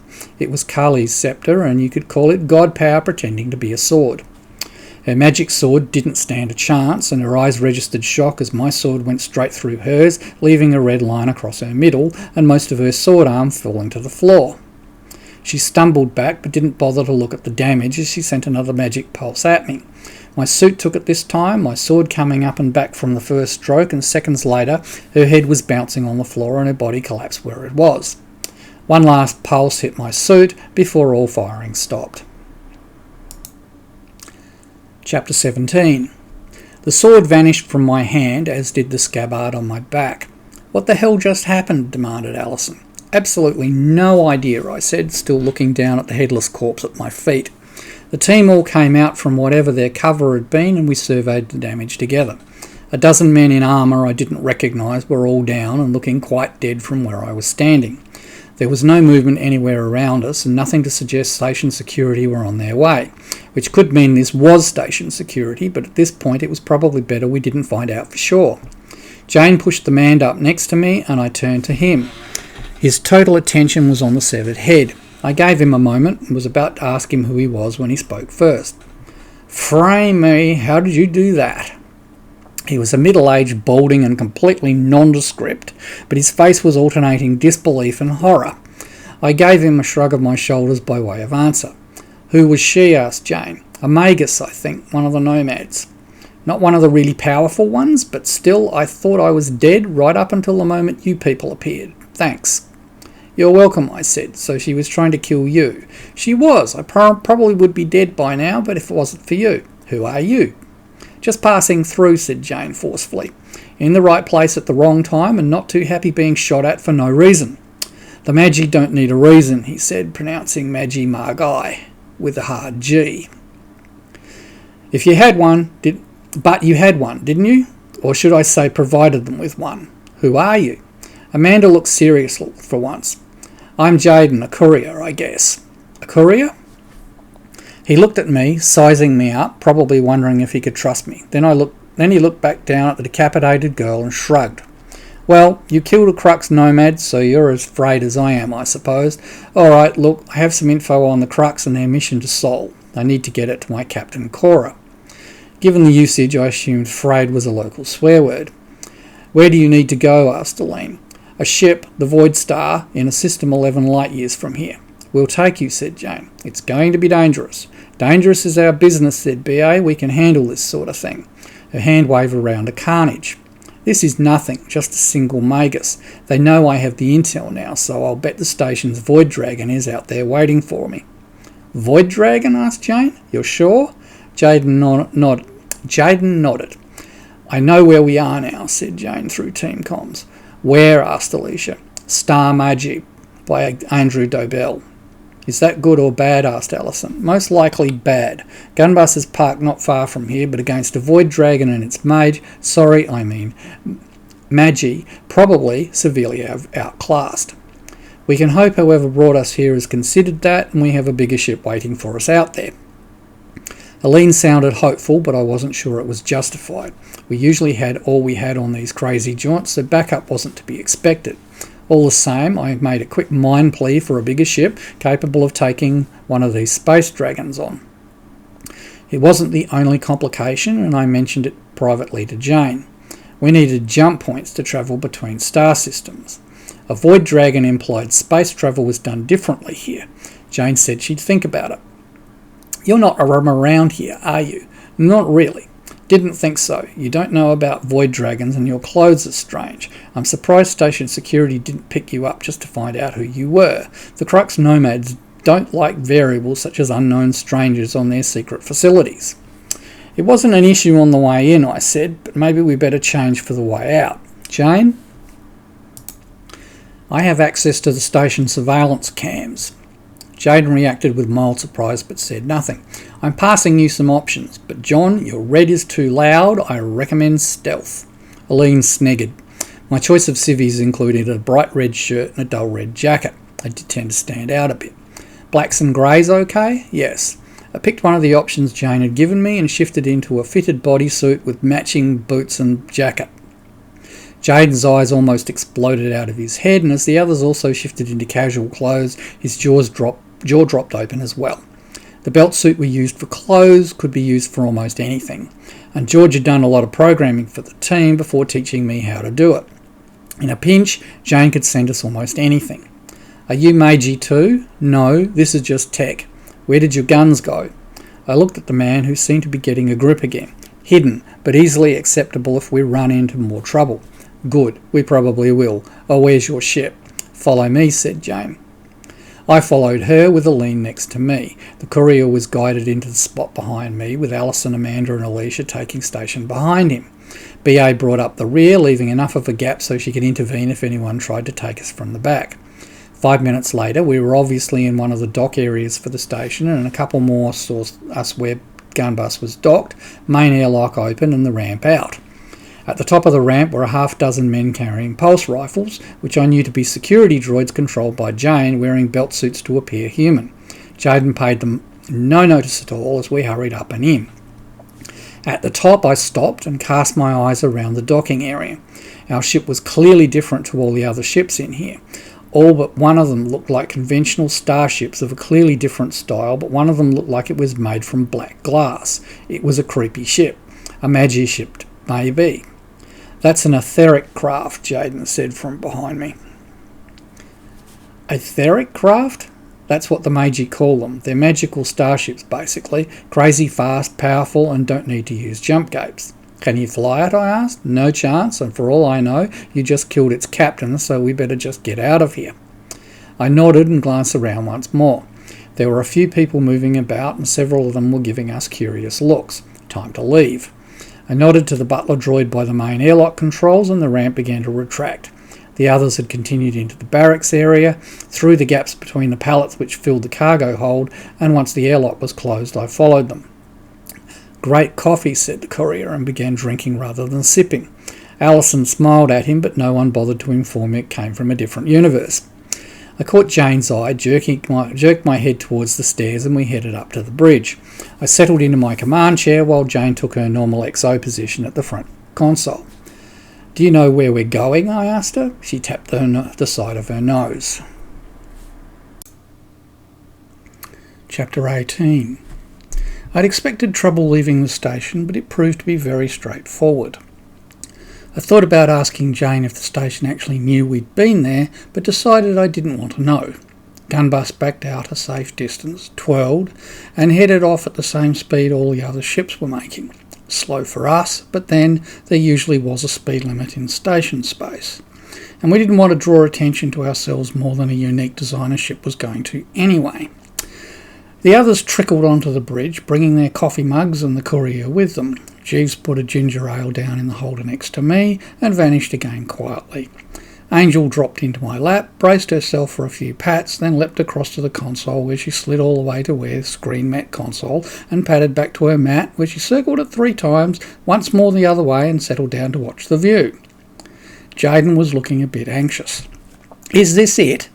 Is what, I said by reflex. A Void Dragon can take on an entire fleet of Riven ships and win. This ship is way too small to have any chance at all. Riven? I asked. Me, you, people who aren't Magi. Tell us about how they fight, suggested BA. He looked around the bridge and back to me. Well, they're fast. How fast? I don't know for sure, but I know they can exceed light speed by several times at least. Good, said Jane, because this is really slow for us. So, ignore station rules and let's get out of here. That'll put a target on our back. Look, we'll probably be able to run if necessary. Probably not, Jaden mumbled. Firepower? Asked Amanda. Well, they breathe magical fire and plasma. Hulls can't stand it for very long. They also use their claws and can use a form of magic. Any shielding? Asked Alicia. Of course, they can create an Aegis like a Magus can. Ah, so she had been protected by a magic form of shield. How did our attacker stack up in the scheme of things? Asked B.A. At a guess, she was probably an adept, maybe a knight in rank, not very powerful. From the intel I had, she was young, but this was a new posting for her. So we can expect worse, I asked.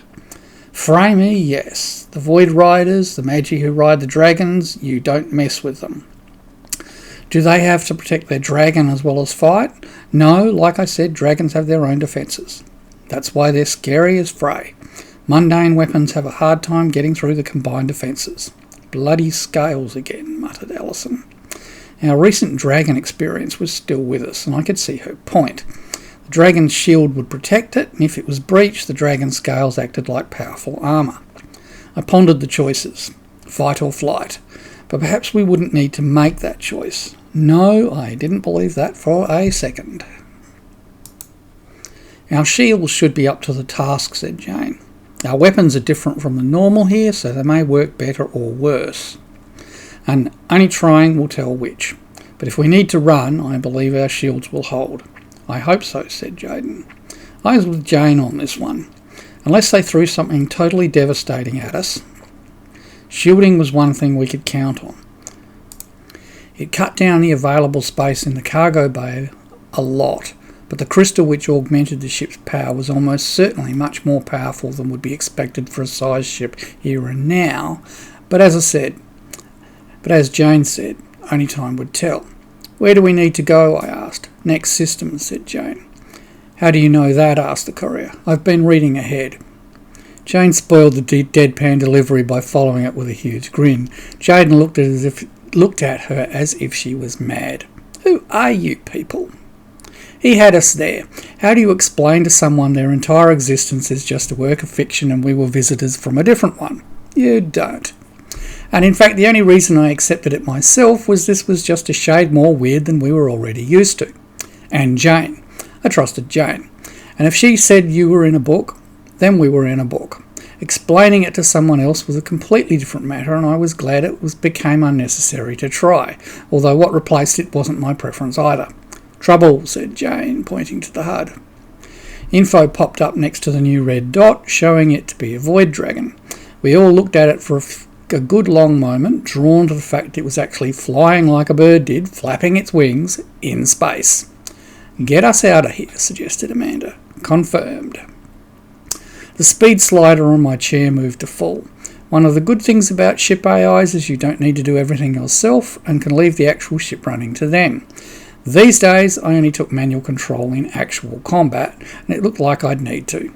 Jane could fight the ship, of course, but she wasn't up to crazy pilot level, and I was. Buckle up, I said, and did so myself. In theory, there was no need to do so. The artificial gravity would only fail if the ship was badly damaged, but we'd experienced times where me throwing the ship around as I tended to could cause momentary fluctuations. And besides, why take a risk when you didn't need to? Combat was combat, and being thrown out of your seat was undignified and could actually be fatal in a not responding in time sort of way. So we buckled up. I didn't bother checking on the courier, as I knew someone would make sure of it. It was quickly apparent the Void Dragon wasn't keeping up with us, but this would be closer than I liked. Where are we headed? I asked Jane. This universe uses jump gates instead of jump points. We're on course for the appropriate one for the system we need to get to. Won't it be guarded? Asked Allison. Yes, we can go through with a ship suit providing invisibility, or we can pretend to be one of their ships. It won't work, said Jaden. I turned to look at him. Its etheric sight will see a cloaking field or any energy signature. You won't lose it by turning invisible. I nodded and turned back to the main screen. The way we cloaked using a belt suit variant developed for small ships didn't disguise much beyond sight, but there were ways of making it more effective, albeit also making things more dangerous. Just run for it, suggested BA. Chapter 19. We ran. The dragon behind us fell slowly further behind. I really didn't want to have to fight it, and I was hoping it would give up. No such luck. The red dot on the HUD vanished and reappeared just in front of us. In the seconds it took me to take control, fire and plasma washed across us and something hit the shields very solidly. The guns were all linked up. I pulled the trigger while also pressing the torpedo launch button. 6 of them fired in the time it took the pulses to hit, and then we collided. This close up to a live dragon, which was nearly as big as our ship, was nothing short of terrifying. The freakiest thing of all was seeing the small humanoid figure in gleaming black armour riding the dragon. He was sitting on its back at the base of the neck and throwing bolts of lightning at us. Split-second observation isn't usually reliable, but I guess the dragon was about 2/3 of our length, but much bulkier, since Gunbus was quite sleek in design. Normally, 2 ships of around the same size colliding tended to be fatal, but our superior shielding had saved us a number of times, and so it did now. Shields met whatever magic was protecting the dragon, and the two ground along each other as the entire topside length of Gunbus scraped against the belly of the dragon. We boosted away, our shielding down to less than 50% and speed almost gone. The hull hadn't touched scales, but I noticed the dragon, as it turned to follow us again, seemed to be missing a claw or two from a back foot, so it must have been able to slash at us as we went past. "Bloody hell!" exclaimed B.A. I turned to look at her for a moment. "Do it again!" laughed Amanda and Alicia together, and I shot the former a glance to see if she was serious or not. "Let's not," added Alison quickly.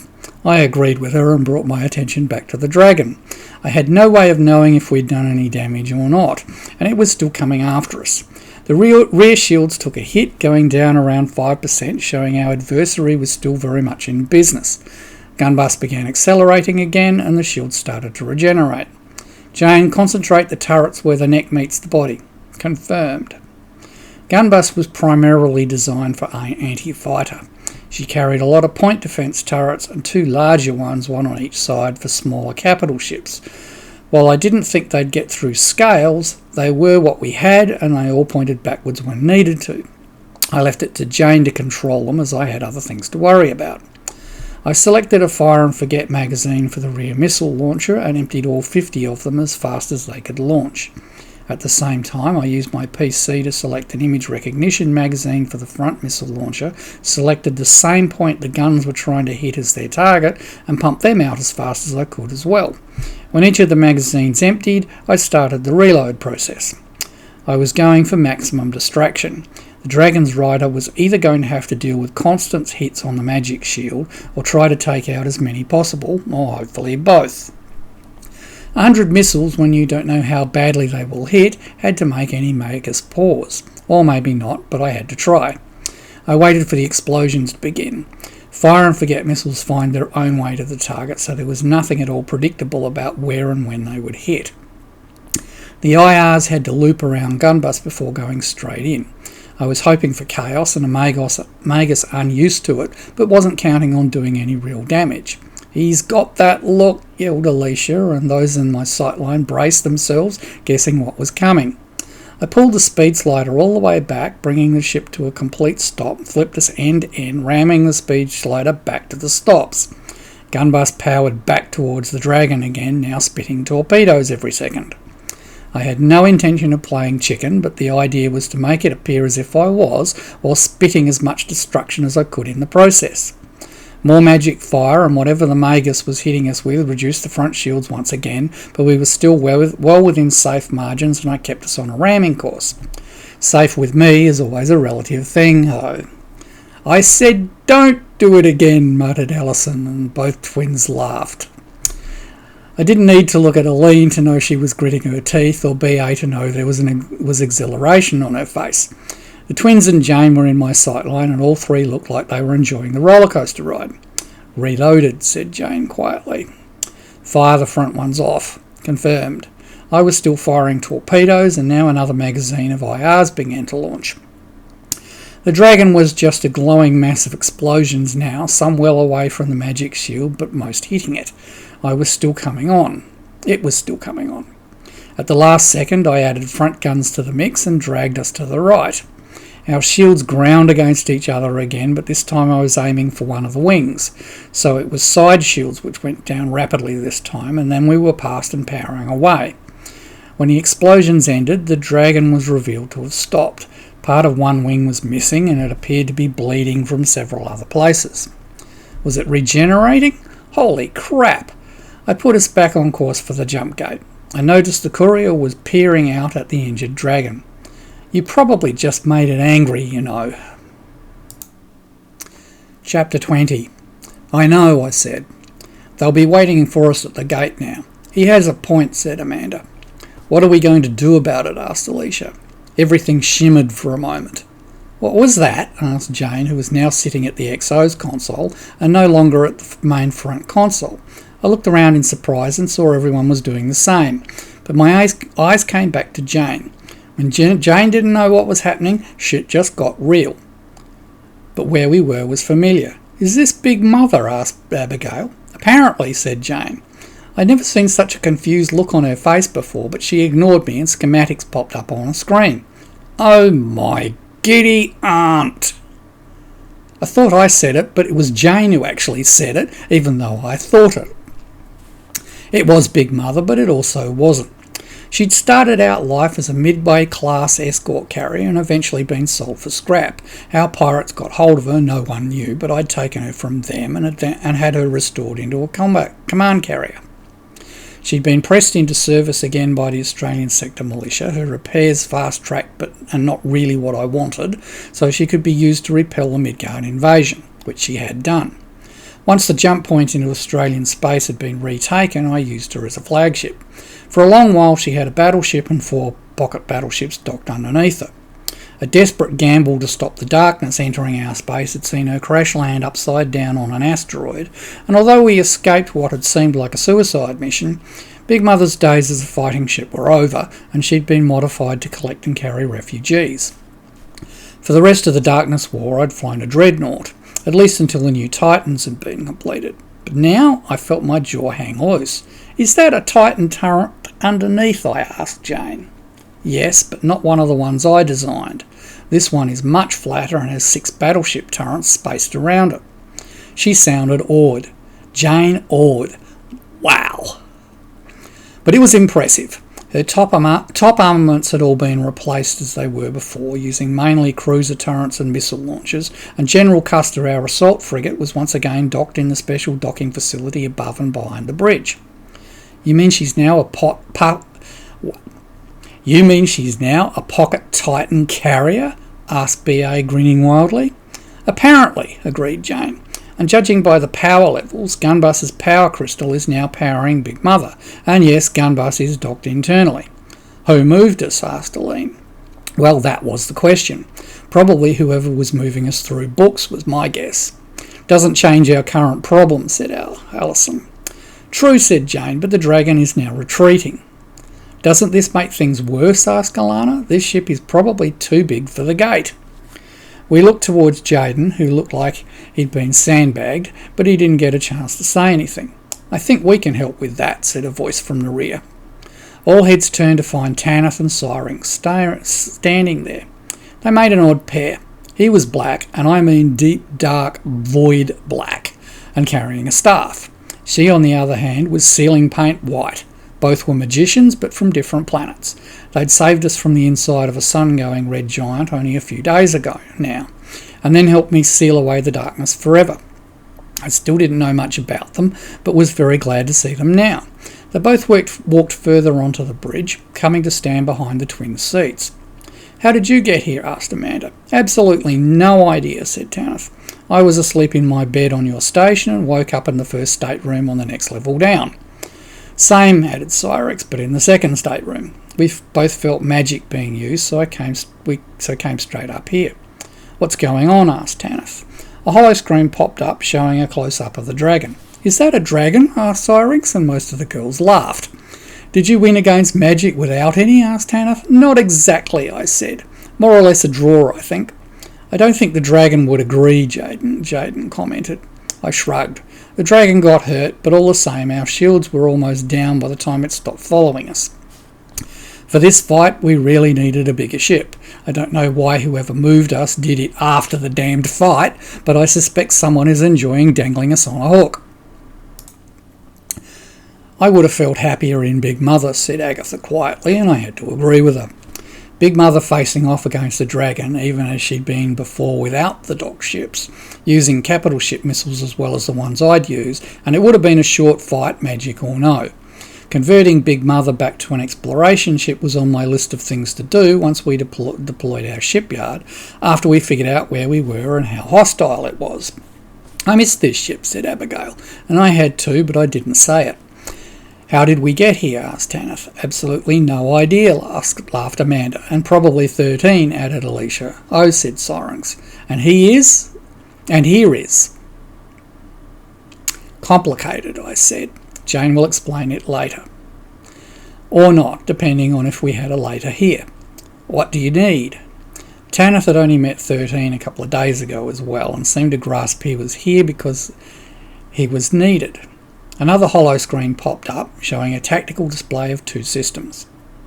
Our position was marked on one of them, and the Void Star, the ship we needed to get to, was marked on the other. "We need to go from here to there," said Jane, "and then have a shuttle moved to dock with the Void Star and moved back." "So you want me," said Syrinx, "to open a rift to the other system big enough for this ship to traverse?" "Yes," I said, "but we want to be well away from the ship so it can't see us or detect us." She nodded. "I presume," said Tanith, "you then want me to move a shuttle to the ship, allow it to dock and then bring it back." "Confirmed," said Jane. It was a plan, but not the whole plan. I sub-vocalised with Jane while we waited for Syrinx to do whatever she did to form a rift. "Ready when you are," said Syrinx about a minute later. I nodded to her. I'd have liked us to be cloaked, but the ship wasn't big enough now. The ship suit wasn't big enough now. Big Mother was battleship length and considerably more mass than any of them. I'd have to hope we'd be out of detection range. In front of us, a rectangular area of grey appeared, and Jane took us straight in the middle of it. An instant later, we were somewhere else, and all the stars had shifted. They brought us to a stop. The nav map showed a single blue dot out on the edge of scanner range. Jane rose. We did bid goodbye to Jaden, ignoring his curiosity as to who we were, and the two of them left the bridge. On another pop-up, we watched the hangar doors open. The shuttle dropped free. It did vanish, although we could see the white dot next to us on the HUD. I nodded to Tanith. He concentrated, slammed the base of his staff into the deck, and the white dot vanished, reappearing next to the blue dot on the nav map. We watched a cam view from the shuttle as it docked, the suit opening a hole for the airlock. Jaden crossed from one ship to the other, and I could imagine alarms going off over there as an external airlock cycled for no apparent reason. The airlocks closed, the shuttle undocked, and Tanith brought it back. Jane was back within minutes and confirmed the alarms had been triggered. "Job done?" I asked her. She grinned. Chapter 21. I looked around and found I was alone. Good. I've been thinking about this for a while now as we moved through books, and obviously whoever was moving us had been monitoring my thoughts and thought this was a good idea too. The buildings looked a bit primitive, but it was dark, so not much more than shapes could be seen. But I knew exactly where I was and what was about to happen, having viewed it and read it dozens of times. Everything wrong began here. And there was now the opportunity to right one of the worst wrongs of 700 years of entertainment history, in my humble opinion, of course. Now was the time to fix things, and only I could do it. A man appeared out of the shadows. I knew almost everything about him. He was the good guy and was about to do something both necessary and stupid and bugger it up really badly.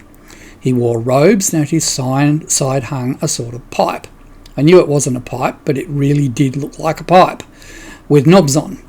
Using it would devastate him, but not using it would be even worse. What he was about to do couldn't be left to stand. I drew my long gun, checked it was on stun, and shot him. He should have detected me, but his focus was too narrow, fixed on the doorway he was about to enter, and this was a place he considered safe. The decision he'd made was eating him up already, and so he missed my presence. There wasn't much of a thump. I silently called for my sword and drew it. Taking care not to make any sound, I entered the door I'd stopped the man from entering. Inside, another much younger man was sleeping, younger even than I was. I could feel the energy of him as he slept and knew he was dangerous even like this. He was just as quick as I expected him to be, coming from sleep to full awake in an instant, and his pipe came out and ignited into a laser sword, in enough time to block the downstroke of my sword, except it didn't. His sword sputtered out as mine went through it as if it wasn't there, and cut through his neck and well into the bed below.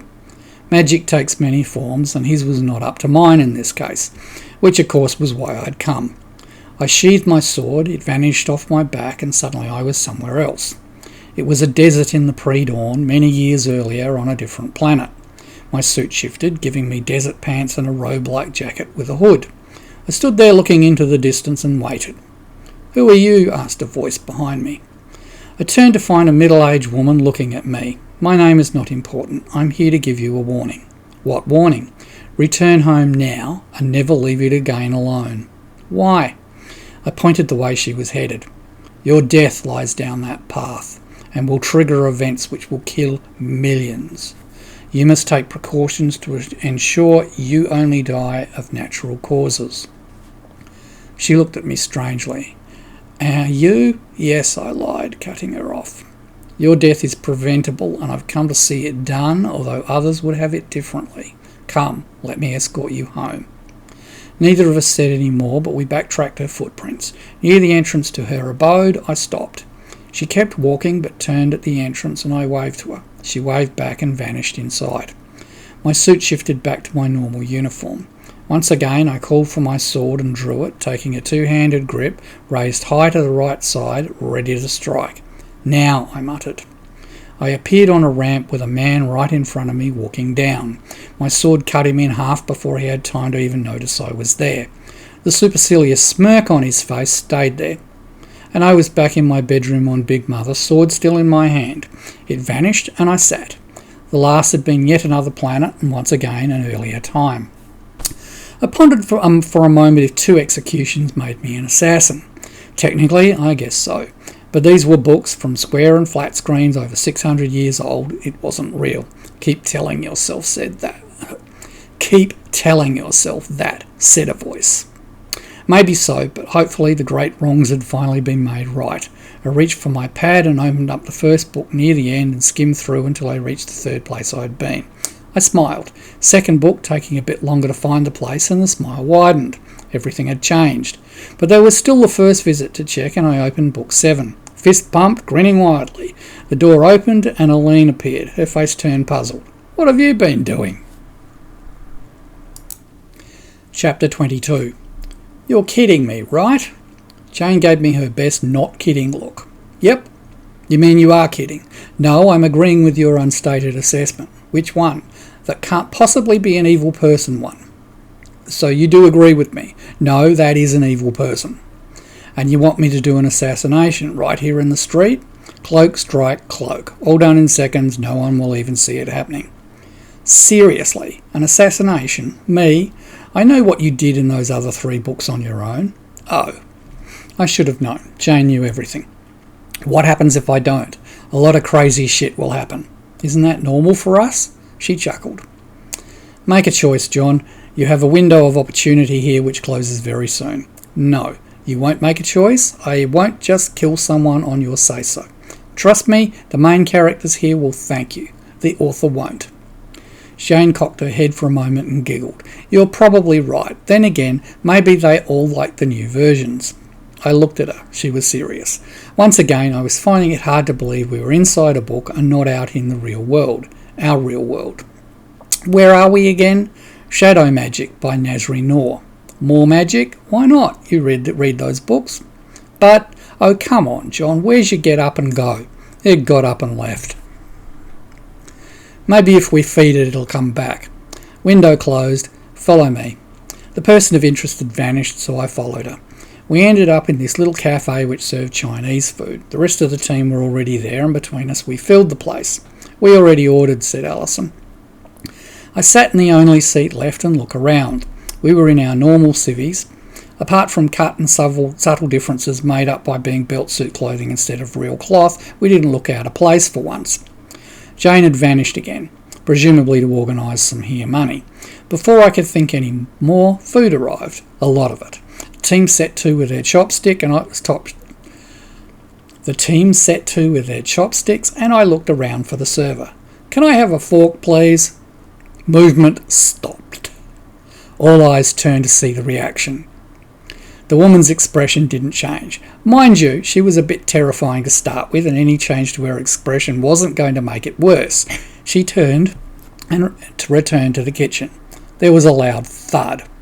She returned with a small plate in her hand, upon which was a dim sim totally impaled on a fork.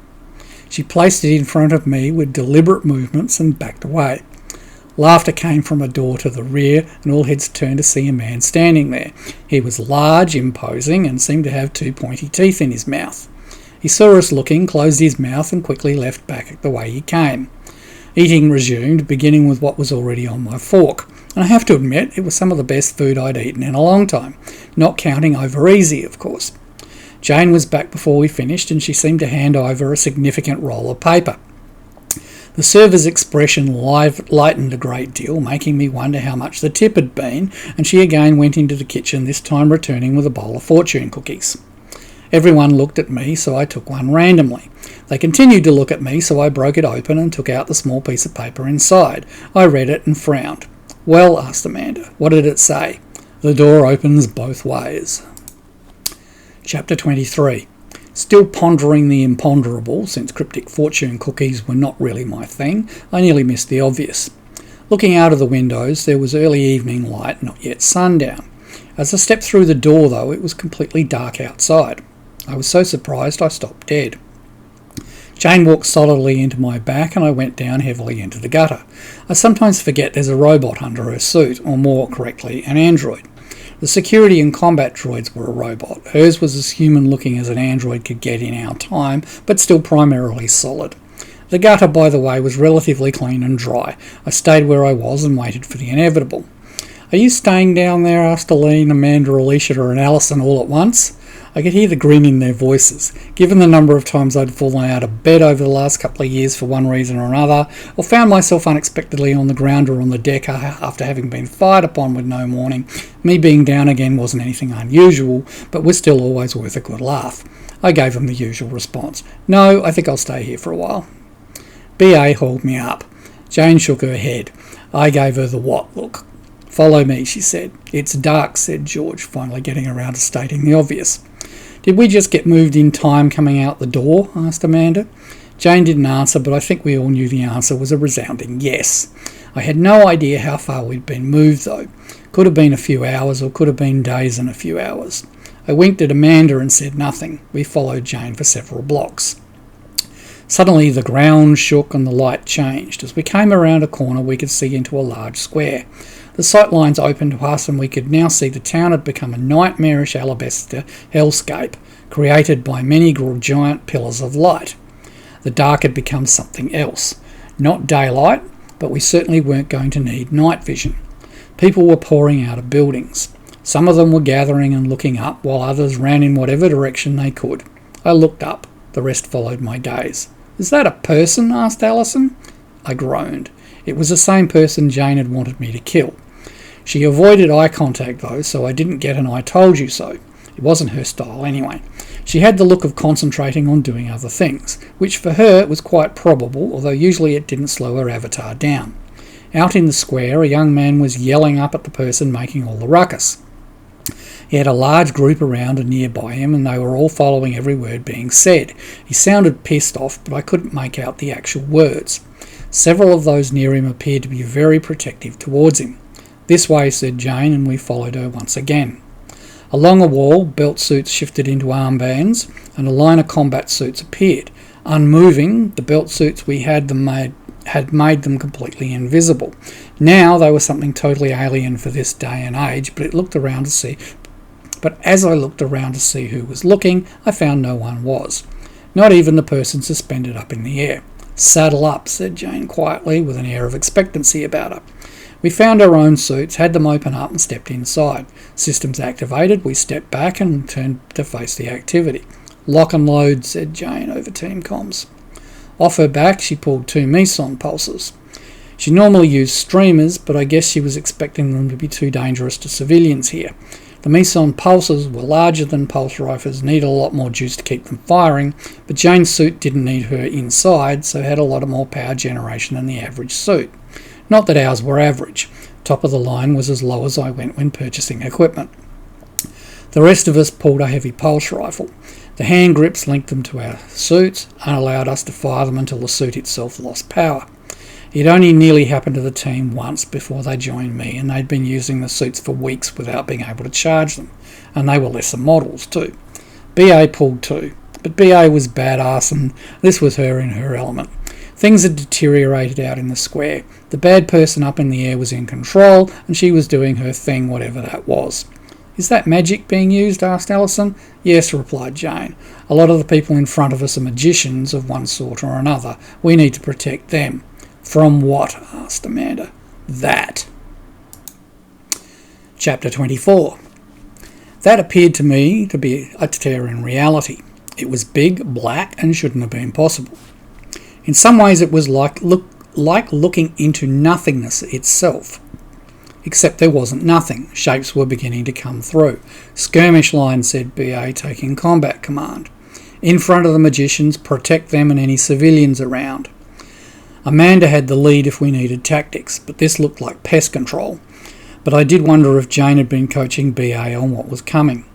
BA led the way at the run and we followed her through the crowd. Shocked exclamations and looks were everywhere about what was coming through, but we drew a lot of them as well as we passed people. We formed up just in front of the group protecting the young man and began firing.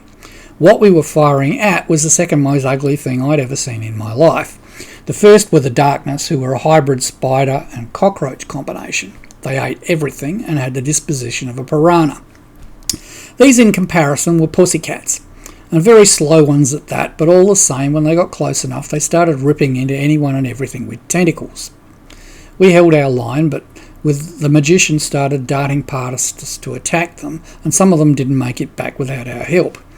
More kept coming, and for every one we shot down or magic claimed, 2 more seemed to appear. We were about to be overrun. "Jane, take control of my suit." "Confirmed."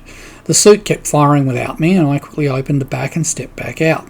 My belt suit went straight into full protection mode, except for my face. "Sword."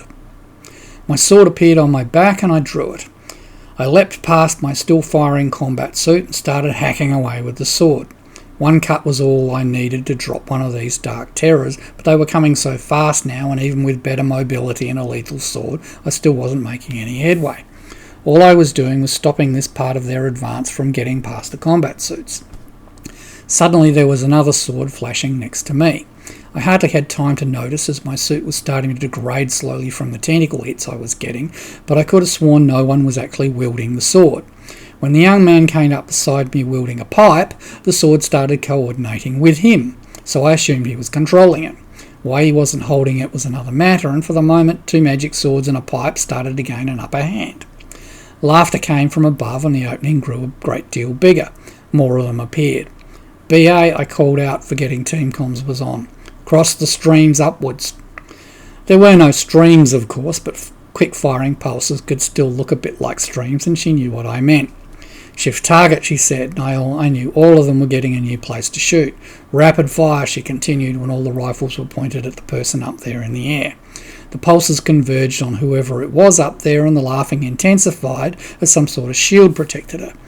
My fighting companion and his rapidly moving sword continued to hold the oncoming nasties at bay with help from the magicians behind us, but I could sense everyone here was starting to become exhausted. I was a long way from it yet, since BA's training sessions kept me fit, but my suit was down to just above 50% now. The damn thing kept shifting to protect my face from darting tentacles and then letting me see again. Each time it did, I went to PC vision, but the rapid change was annoying. "Not working, boss," said BA. That shield was too strong for what we had. "Forget it then," I told her. "You keep on the uglies and I'll think of something else." If only I could get up there. The firing returned to going around us, and we kept slicing. "I can get you up there," panted the young man. "How?" I said without looking at him, slicing a tentacle headed at my face off. He did something. I've no idea what it was, but it was like a dark door opening to another place. He stepped inside and bid me follow him. The door closed behind us, leaving the magic sword still slashing away outside.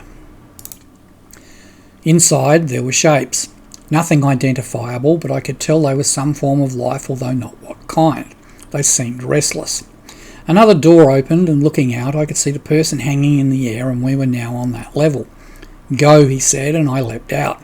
My sword was coming down and only a short arm away when something hit me solidly in the gut. I was hurled away. The only way was down now. Opportunity missed. I cartwheeled, wishing I was still in my combat suit, which had leg thrusters. I wasn't. "Catch!" I yelled, getting a volume screech from several of the girls. I never had learned to stop yelling while team comms was on. About 5 metres off the ground, something caught me, and I was eased the rest of the way. The laughter above was getting annoying now. "Plan B flopped, go to Plan C, Jane." "What is Plan C, boss?" asked George, using his unused hand to smash an ugly before bringing his rifle around and shooting it. "On it," said Jane. "Keep doing what you're doing." We kept doing what we were doing, me and the flying sword back to back again, except it had no back, so technically it was at my back. The young man had retreated behind several people who looked exhausted but were still protecting him from more than uglies, as huge javelin-type things were coming down trying to spear him.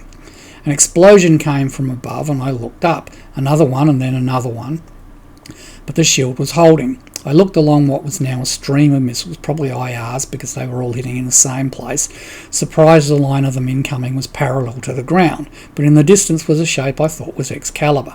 The laughter had stopped now, and as I cut down another ugly, the stream of missiles stopped, presumably with an empty magazine, and there was an explosion so loud everyone was thrown to the ground. I looked up, and there was not only no one up there was no longer a tear either. "Got the fucker," explained Jane, her combat suit and mine doing identical fist bumps. "Clean up on aisle 1, muttered Alicia, and we set to killing the rest of the uglies. When the last one went down under my sword, I turned to Jane, who'd been using her avatar to coordinate fire and was now walking up to us. "What did you do?" "Used the IR as a distraction and sent down a capital ship missile from Big Mother in orbit." "With us underneath it?" asked Alison. "Are you crazy?" Jane indicated me. "He's the crazy one. I had it calculated at 10 decimal places. "All the same, though." "Sheesh!" "Who are you people?" asked the young man. "Army unit with experimental equipment," said Jane quickly. "We were never here. Got it?" He looked along the line of suits and back to us. "Got it." "Follow me," said Jane, and she started running. The others followed her. Presumably she had a dropship parked somewhere. I looked back to the man. "You know that place you took me to?" "Yes." "What of it?" "The door opens both ways." Chapter 25. "There's a station out there," said Amanda. "There's always a station out there," said the rest of us together before laughing. The laughter broke off as the station seemed to suffer an external explosion. The HUD and nav map lit up with red dots as Jane identified them as hostile. "It's being attacked, John." "Mosquitoes," I barked while taking control of the ship away from Jane. Our position was off to one side of the main action, so I pushed up the speed slider to full, aimed to put Big Mother between the station and its attackers. Mosquito missiles are small and fast point defence designed to intercept and kill incoming missiles. The launchers could do 100 at a time, or one at a time, and this ship had several dozen launchers. Each one was controlled by a medium AI clone from Jane, and each missile was individually targeted and controlled all the way in. Jane launched 3 complete magazines. A bit overkill, I thought, since there were only a dozen or so missiles heading for the station, but it saved time getting to future launches. The missiles nearest the station all winked out and far enough away to not cause any additional damage. By the time I had Big Mother in position, the rest were gone as well. "Where are we, Jane?" "In another galaxy, in our future." "Huh?" "Tell you later. They're firing again." I paid attention, and sure enough, more missiles were on the way. The mosquitoes picked them off. Jane fired another lot. "Why aren't they running?" asked Aline. "Faced with us?" added Alana. "I would be." I didn't understand it either. The ships out there were cruiser-sized, and we were bigger than battleship size. They should have been running. "Who are they?" asked BA before I could. All eyes turned to Jane. "I'm not terribly sure. She shrugged. The book isn't clear on it.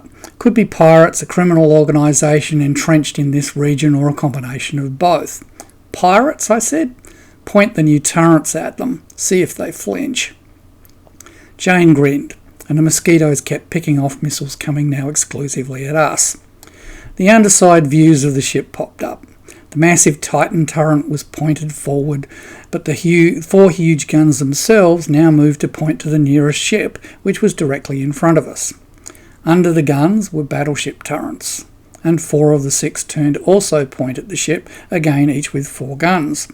16 battleship guns made us a super battleship.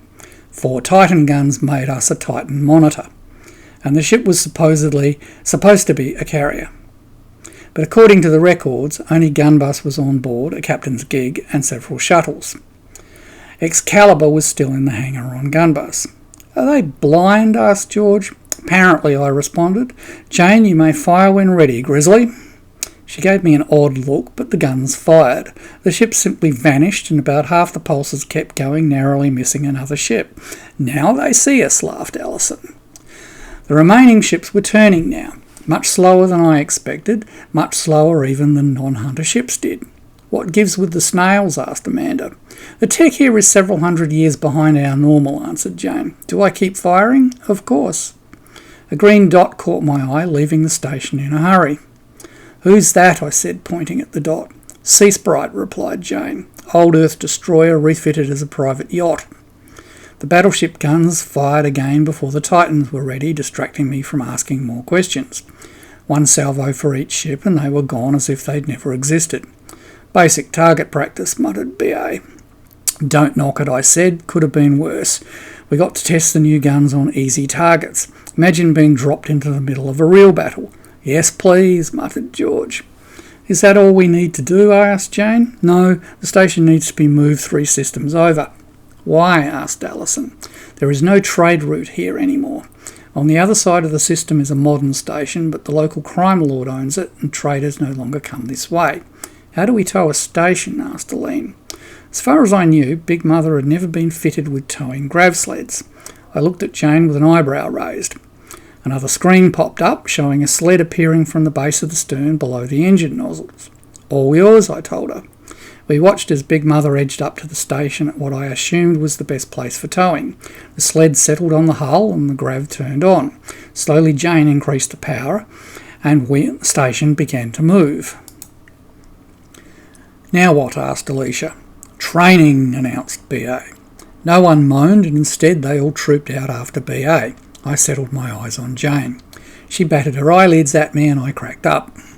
How long is this going to take? I asked her when we both had it together again. 16 odd hours. I'll need to send a shuttle through the jump points before jumping, just in case there is something on the other side. So we may lose a bit of time that way. Overall, though, the systems here are smaller than back home, so faster to cross. And here is the Gaia Galaxy, John. I was so surprised my lower jaw fell open. Anywhere near where my family are? This is a book, John, and no. How can this be a book? I told you, I told you the author had been writing my other Gaia self story while you slept. This is the 3rd book. The author wrote this? Yes, with a co-author. What's the book's name and the other author? Snark's Quest and Elspeth Anders. Who or what is Snark? Jane laughed. Snark is a cat. You love him. I'll take your word for that. You do that. Can I send some repair droids over to the station? It needs a lot of work. Sure. Where are we leaving it? She pointed on an expanded nav map. There is still a trade route there, and no station within a day of the jump point. They should find their lives improve greatly from now on. How will this affect the book? A few minor things change, but not much this time. I looked at her, frowning. You're not the only one who can request where we get dropped, you know. This was simply a rescue mission for some poor unfortunate beings who deserved better than they got. I approve. BA won't if you fail to appear at training very soon. True. I rose and left the bridge. 16 hours later to the minute, we dropped the station off. There was a ship incoming about 2 hours out at their speed, and we saw it adjust course to dock at the station. How were they going to explain being there? Asked Allison. A big red triangle towed us 3 system and left us here, I said. "As if anybody is going to believe that," exclaimed Elaine. We all laughed. Chapter 26. It was the first time I'd ever seen a door bathed in red light. I stood there, holding the doorknob, a bit confused as to how I got there, with no idea where this was. A sign over the door said quill and feather. But a doorknob is a doorknob, and so I turned it and walked in. A bell tinkled. The moment I did, Jane was there behind me, Amanda and Alicia behind her, and B.A. and Alison behind them. Oddly, I found Elaine next to me, but hadn't seen her enter. Actually, I wasn't sure any of us had really entered, or even if opening the door had in fact been real. As soon as B.A. was through the door, the rest of the team walked in as well. The door shut behind George. Where we'd entered, on the other hand, was obvious. It was a bar. Or more accurately, it looked like an old English pub out of one of the flat screens I was fond of watching. "About bloody time!" exclaimed B.A. and stalked off towards the actual bar section of the bar, where she straddled a bar stool. The rest of us followed, mainly confusion on our faces. Even Jane seemed confused. Behind the bar was a security droid with an apron around its middle, and for a moment I swear it looked more confused than we did, which for a metal face with no expression possible was saying something. It stayed locked in place while we each took a stool at the bar, looking from face to face as if confirming recognition. Finally its eyes locked on me. "You shouldn't be here," it said finally. "Tell us about it," said Amanda. "Story of the moment," added Alicia, and the pair of them laughed. The droid looked from one to the other and back to me. "We've been appearing in all sorts of places we shouldn't have lately. It's almost become normal." "Who cares?" said P.A. "The pub we were in a while back was fine as pubs go, but this is a bar." The droid seemed to make up its mind about something, and in very short order we all had drinks in front of us. Somewhat to my surprise, the bar had everything we could possibly want. It was no surprise to see B.A. downing a dark lager, while the twins were sipping from champagne flutes. Alison and Elaine had chosen different variations of white wine. George was drinking a very old whisky, Abigail a fine port, and Alana and Agatha were drinking brandy. Personally, I'd gone for a middle-coloured Australian beer, although I could see a number of half-strength American beers were also on offer. I debated going for a half-strength, but I still wasn't sure if we were here for social reasons or a real purpose. Jane, of course, hadn't requested a drink at all, and the droid was now looking at her inquisitively. Jane seemed to be doing the same, but I knew her look suggested she was searching books as fast as she could. Finally she stirred. "Warspite?" she finally asked the bar droid. If robot eyes could widen in surprise, they did. It obviously hadn't expected to be recognised. "Warspite?" I asked Jane. "I have to admit to being genuinely confused, John. At first I thought this was just another book, but it's actually not. I suspect it's a real place for once. I just don't know where." The droid was looking back and forth between us. Jane looked directly at it, and the two of them froze for a moment. AI speed chat, I assumed. Warspite seemed to relax. Jane grinned and looked at me. "This is Warspite, the AI from the battleship, but not from our time apparently." "I arrived here just before you did," added Warspite. "Someone's idea of a sick joke, if you ask me." "Me? A bar droid? What a waste." All the same, he was polishing a glass as if it was the only thing he knew how to do. The bell tinkled and red streamed in as the door opened, and in walked another Jane. All our heads craned around to see who it was, and we all froze, including Jane, who for the first time I could remember appeared to be totally shocked. Jane too paused, looked the bar area over, and grinned at us. She looked the same as our Jane, but her uniform was a bit different, more cleavage showing I thought, and she had some sort of circlet in her hair. Her eyes fixed on me, and she rushed over, hauled me off the stool and hugged me. After putting me back on the stool, she turned to the droid. "Hi Warspite, you doing bar duties for this meet? Can you do me a forget the rest?" Her eyes seemed to be twinkling, finding Warspite behind the bar seeming to be quite funny for her. "Of course, just be a moment." Warspite buried himself making what looked like a very large cocktail, and Jane too looked us all over. "You have no idea how wonderful it is to see you all alive and well." Our shock hadn't worn off yet, apparently, because she grinned again. "I'm the Jane you all left behind in Gaia before the jump point at Outback closed for good." The girls all did some sort of squeal and suddenly it was Argfest. The only one not hugging was Jane herself. I waited for the activity to settle down. So did Warspite before putting a huge cocktail glass down on the counter with a slightly green tinge to it. Jane too picked it up and sipped it. Perfect, Warspite, thanks. Warspite appeared pleased and I made a note to be more thankful for the next round. I opened my mouth, but Amanda beat me to it. What's a forget the rest? It's basically a tropical fruit cocktail with 6 fruit liqueurs in it. Where's it from? Asked Alison, and why is it called that? A very old cocktail from part of Old Earth, Australia. And it's called that because if you have 4 of them, you do. Do what? Asked Alicia. Forget the rest. In fact, you forget everything. The girls laughed. What's with the circlet? I asked her. She paused and her smile turned sheepish. Can I ask what time period you're from first? The others looked to me. Hard to say. It feels like about 3 days have passed since we locked the darkness away forever and the timeline changed.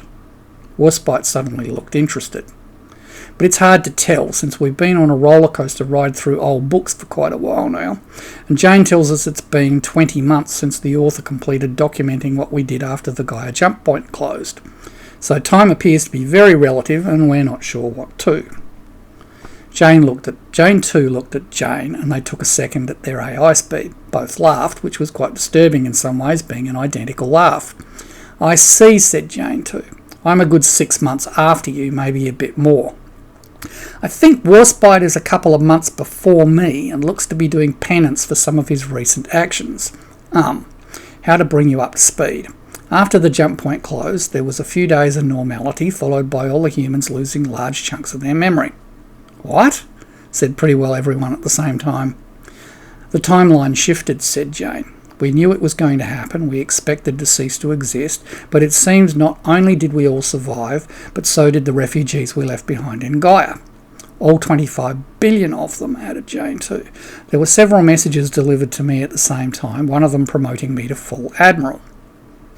That's odd, I said without thinking. You're telling me, went on Jane too, but think about who the military leaders were you left behind. I cringed and the twins did as well. Other than a couple of very good 4-stars, the rest had been the dregs. Most of the really talented military people had stayed with me. Yes, she said. Patton went on to lead a joint military command, while Price eventually joined mine. Yours? blurted BA. We had some problems. That many people in a system set up for 10 billion people less almost caused a civil war. Preventing it took finding a lot of planets for people to move to, but in doing so I also found a drug cartel had seeded all of them with a plant which was both addictive and toxic to humans. I ended up fighting a war on my own against the race of owls, while some of my people looked for a cure. We found it eventually, ended the war, and removed the plant from enough planets to spread out humanity before it self-destructed. In the process, I had to move John's family and the rest of Hunter's Run out of human space completely. Where did you go? I asked. The galaxy there is well populated by other species and the local council gave me a disputed run of planets. Gave you? Asked Aline. Yes, me personally. I formed Hunter's Run into a kingdom. Hence the circlet, interjected Jane, grinning. We all looked at the circlet. And that makes you? I asked. Queen Jane, yes. The shock took a moment to wear off and there was another round of hugs. While we were still in hug mode when the bell tinkled again, all heads turned towards it. A cat walked in. Well, that door didn't go where I expected it to, exclaimed the cat. Chapter 27. Hi Snark, called Jane too. Come and join the party. The cat seemed to take the place in and trotted towards Jane too. Maybe not so much trotted as swaggered. I was suddenly glad Angel wasn't here, since this cat was more than 4 times bigger than her, and as the silence as he approached showed, everyone was suddenly aware he had 3 arms in addition to his 4 legs. Not only was this surprising, but he appeared to be wearing one of our belt suits with a bright red version of our uniforms. No insignia, so he wasn't military, but all the same, significantly unexpected. He, and it was obvious he was a he, even with the suit on, bounded up onto a stool next to Jane too and quickly walked onto the bar itself to save himself from falling off. He did a quick circle and stepped back onto the stool, this time sitting down easily. His eyes went from Jane 2 to Jane and he grinned. He looked directly at Jane 2. "Hi Jane, my invite seems to have been lost in the mail, but I got here anyway. You're doing?" "Hell no. Why would I invite a naked moggy like you? Because I'm good at parties, you mophead." Jane 2 hugged him. The rest of us relaxed. Jane 2 started making introductions and left me to last. "John, this is Snark, who is heir apparent to the rulership of the cat world. Snark, Full Admiral and Duke Jon Hunter." Warspite seemed to be caught up now. Maybe it was because he'd seen a group of people he knew from vids but had never actually met, walking with insignia on the uniforms he didn't expect, and while he knew of us, we now included a 5-star admiral who was also a duke, a 1-star admiral, 2 colonels, a commander, a lieutenant colonel, a 2nd lieutenant, a master command sergeant major and 3 master sergeants. In addition, there was now a queen and an heir, but if Jane 2 was right, he knew her and her rank. Apparently he knew Snark as well by the way he put a drink in front of him without asking. "Nice to finally meet you," said Snark, holding out his right side hand. I took it and we shook. There was more strength in his grip than I had expected. The cat turned to Jane 2. "Are you queen or leader here?" he asked her. "Queen." "Leader?" I asked. Her smile went sheepish again. "I'm also the leader of the Sector 10 Council and probably going to be the leader of a multi-sector alliance we're putting together." "Probably?" Snark laughed. "No probably about it. Will be." Warspite seemed to snap out of whatever had been occupying him and started serving the next round. When he sipped it, Snark was surprised he'd been served a drink from his homeworld, and with a drink in his hand, I swear he started flirting with the girls. Warspite handed me another beer. "Am I to gather you outrank Queen Jane even though you're only a duke?" I laughed. "People keep giving me rank. What can you do? So I guess in terms of military rank, I outrank her, but in terms of civilian ranks, now she's now royalty? The Darkness War ended like it did really seems to have paid off for her. I never wanted to be king, and since I no longer even have a duchy, I guess I'm not really a duke either.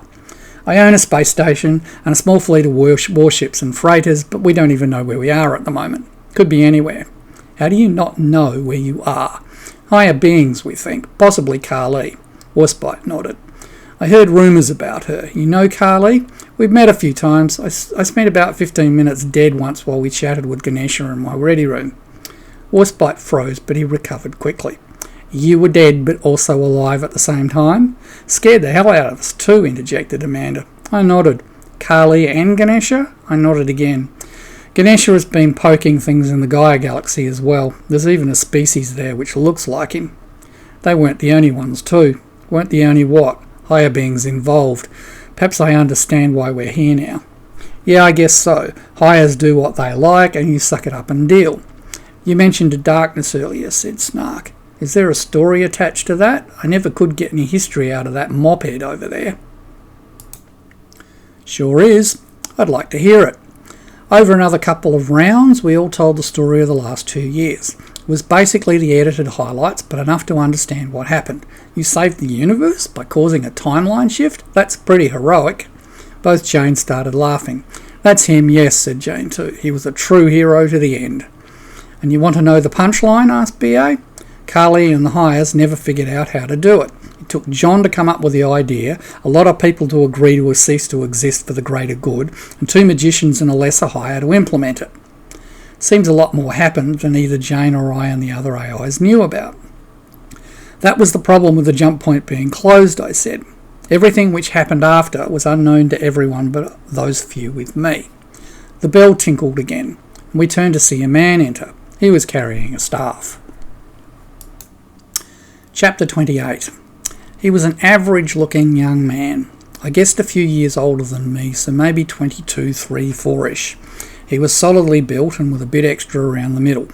Very average-looking, except the intensity in his eyes and the staff. There was something about the staff. I felt my sword appear on my back.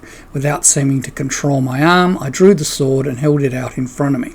It shifted shape and became the staff I'd used on a few occasions. All eyes were drawn to it, including mine. The man at the door was not happy. "Whoever brought me here had better put me back immediately or there will be hell to pay."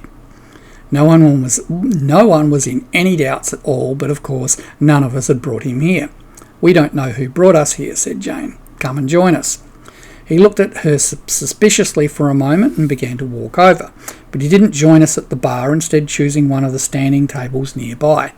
He let go of his staff and it stood there on its own. I couldn't help but compare them, and it seemed everyone else was as well. "John?" "Yes, Amanda?" "Isn't that your staff?" I walked over and stood mine next to his. For the few seconds it stayed up, they did indeed look identical. Halfway to the floor, it suddenly stood back up again. All eyes went from the staffs to the stranger. "Jon Hunter," I said, holding out my right hand. He eyed my hand for a moment before taking it. "Judge Thorne," he said. "That explains it," said Jane. "Explains what?" asked B.O. "This is Thorne, Space Mage and Judge. This is 80 years in the future for him." "What?" exclaimed Thorne. "How do you know me?" "He's who the author's been writing for the last 8 months." She looked him in the eyes. "We're all characters in books our author writes." "Did write," I corrected. "He's been dead for 600 years. "You're serious?" "Very," said B.O. "But how do you know me?" He was looking at Jane. He noticed there were 2 of them, looked back and forth, but settled on the first one. "I'm an artificial intelligence using an android body. I've access to every book written since books began being written. As it happens, I know an avatar of a dark matter nebula who can time travel, and so I spent some time keeping an eye on the author while he was writing you." "Absolutely nothing stalkerish about that," I muttered, causing everyone to laugh. "Time travel? I didn't know anyone else could do that." "Else?" asked Amanda. "You can?" asked Alicia. Thorne seemed confused to find the second pair of twins, especially since these 2 were identical in every way. His eyes moved from one to the other, over to the 2 Janes and back again. "They're human twins," said Alison, "and I can't say I've ever caught them reading a book." The laughter continued, and Thorne's face took on the look of someone suddenly confronted with too many confusing things at the same time. "So who brought me here?" he said, avoiding the original question about time travel. "We don't know," I said, "but the drinks are good. And perhaps whoever it was had some reason for us being here at the same time." "Can't think why," muttered B.A. "We all needed a good party," suggested Snark. "I know I did." Thorne seemed to have noticed Snark for the first time. Jane too did the introductions for everyone else, and Thorne seemed to relax a bit. "Other than Snark, it's nice to put names to faces. I saw you once on a scrying platter, all saying yes to something. The Oracle told me I'd be meeting you someday, although I don't think this is what she meant." He saw confusion on our faces and laughed for the first time, but instead of clarifying, he looked around the whole bar and suddenly, instead of standing tables or tables with stools around them, there was a large space with a ring of lounge chairs. Warspite almost had his electronic eyes pop out. The glass he was wiping dropped out of his hands and shattered at his feet. He busied himself with cleaning up the mess. "How did you do that?" asked Aline. "I told you he was a space mage," said Jane. "Mage, magician, magic." She took a seat. Thorne followed, with him waving me into the seat next to him. Aline sat next to me and held onto my arm. Thorne saw her doing it and smiled. "My wife does that with me." "Don't give her ideas," I muttered. Aline frowned, but the others laughed. I watched Snark bound up into his lounge chair, turn around 3 times in one direction, once back the other way, and then flop down. So like a cat. His suit shifted to a belt, showing him to be furless, and he stuck up one hind leg up in the air and proceeded to lick it. "What?" he said when he noticed everyone was watching. Jane too lost it, causing the rest of us to laugh as well, and with as much dignity as he could master, the leg folded down and his belt turned back into his red suit. "You have a PC?" I asked him. "I do indeed, thanks to Jane here." Took them long enough to figure out how, though. Jane did me a limited external pad-based one to start with, but there was a bug in the code somewhere which kept turning it canary yellow.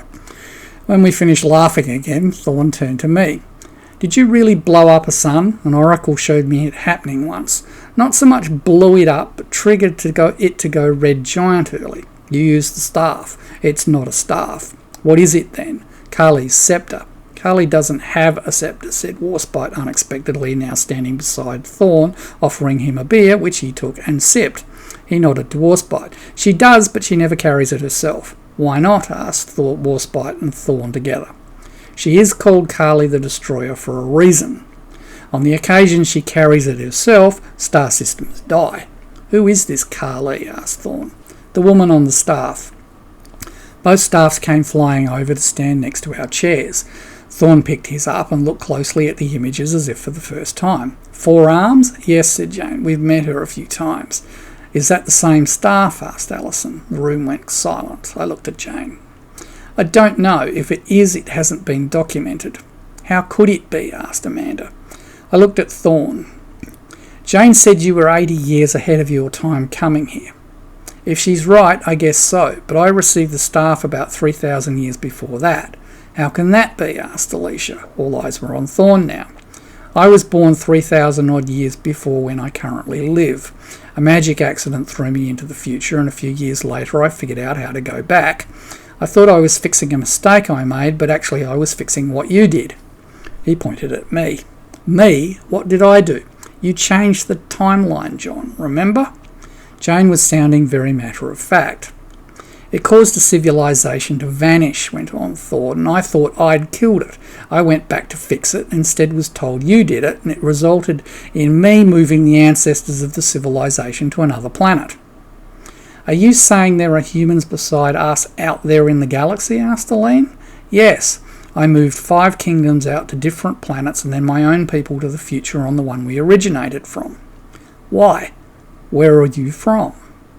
Jane explained the arm of the galaxy we'd originated on. Thorn nodded along the way. Jane too explained humans were in another galaxy as well. I know the planet you originated from then. I sighted it back when I was looking for where to put kingdoms. You were pre-space flight though. I can't say I've looked since I returned home, but I will when whoever brought us here sends me back. I doubt it, said Jane. All eyes turned to her. I don't think we'll be remembering any of this. Why not? Asked B.A. Just a hunch. The book bar I thought this was originally was special and no one retained memory of going there. This isn't it, but I've been thinking for a while now this whole jumping through books thing might not be something we can retain. Back up, said Alison. It's not yet been explained how this can be the same staff. Thorn and I looked at each other, possibly thinking the same thing. A nice thread hijack, wasted. Thorn was obviously given the sceptre as a child, said Jane, 3,000 years ago. He carried it to the future to 80 years ago and back again, where his oracle connected him to its manifestation as a staff. Up until then, I'd guess it was adding power to his magic but not needing to manifest at all. After all, John, you did some amazing things before the sword manifested for you. I nodded. Thorn then takes it back to the future and thus here. So Thorn is an earlier sceptre carrier then, I asked. Yes, after he dies, it will most likely rebound back nearly 3,000 years and be given to others in a long line until it reaches you. So what happens if they touch? Asked Aline. The timeline shorts out and this bar becomes dust, I said. Both Jane started laughing. You've been watching too much Who, John, said Jane. Chapter 29. But who is Kali? Asked Thorn. Higher being, I said. What does that mean? There are a number of levels as I understand it. We are one of the lower levels. Above us are the ascended masters, who are like us, only outside time. Above them are the suns, who all have avatars, and above them the great nebula. Those are ruled by a council of 12, who Jane and I met. 13, who we think might have brought us here, is one of them, and he appears to us as a man. I looked around to see if 13 had appeared, hearing his name, or not. Apparently not. Above them are angels, archangels, and what some call gods. Jane and I met quite a few of them too. Kali is considered a god by some, but I prefer not to use the G word and call them all hires. Would a hire be able to change a small pusher day into the future into a 3,000 year jump? Pretty likely, yeah. That would explain a few things then. He sat there, apparently brooding. Warspite refreshed our drinks again, and I finally noticed something. None of us were getting drunk. I cast a look at Warspite, and as if he knew what I was thinking, he shrugged his shoulders. I think it was more because he couldn't tell than not knowing why. What are we to Kali then? Thorn finally asked. Hard to say, I said. The sceptre is a burden, but it's also a power for good. Kali doesn't give it to just anyone. You need to have a certain mindset for a start, which includes a strong moral and ethical code. He snorted, making me wonder where his code lay.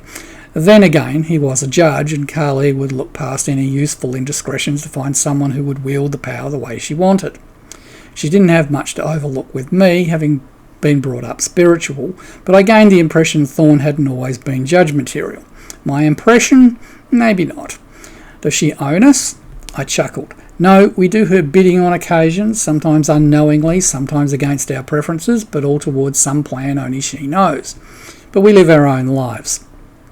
And you're both only just starting yours, said Alison.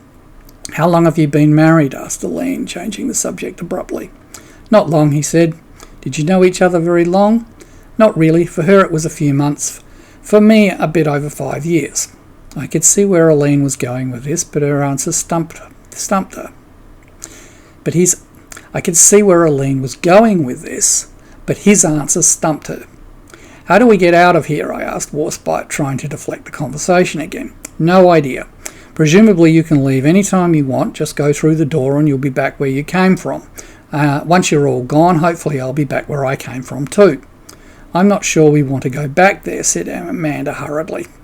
I tended to agree with her. We all wanted this to end now.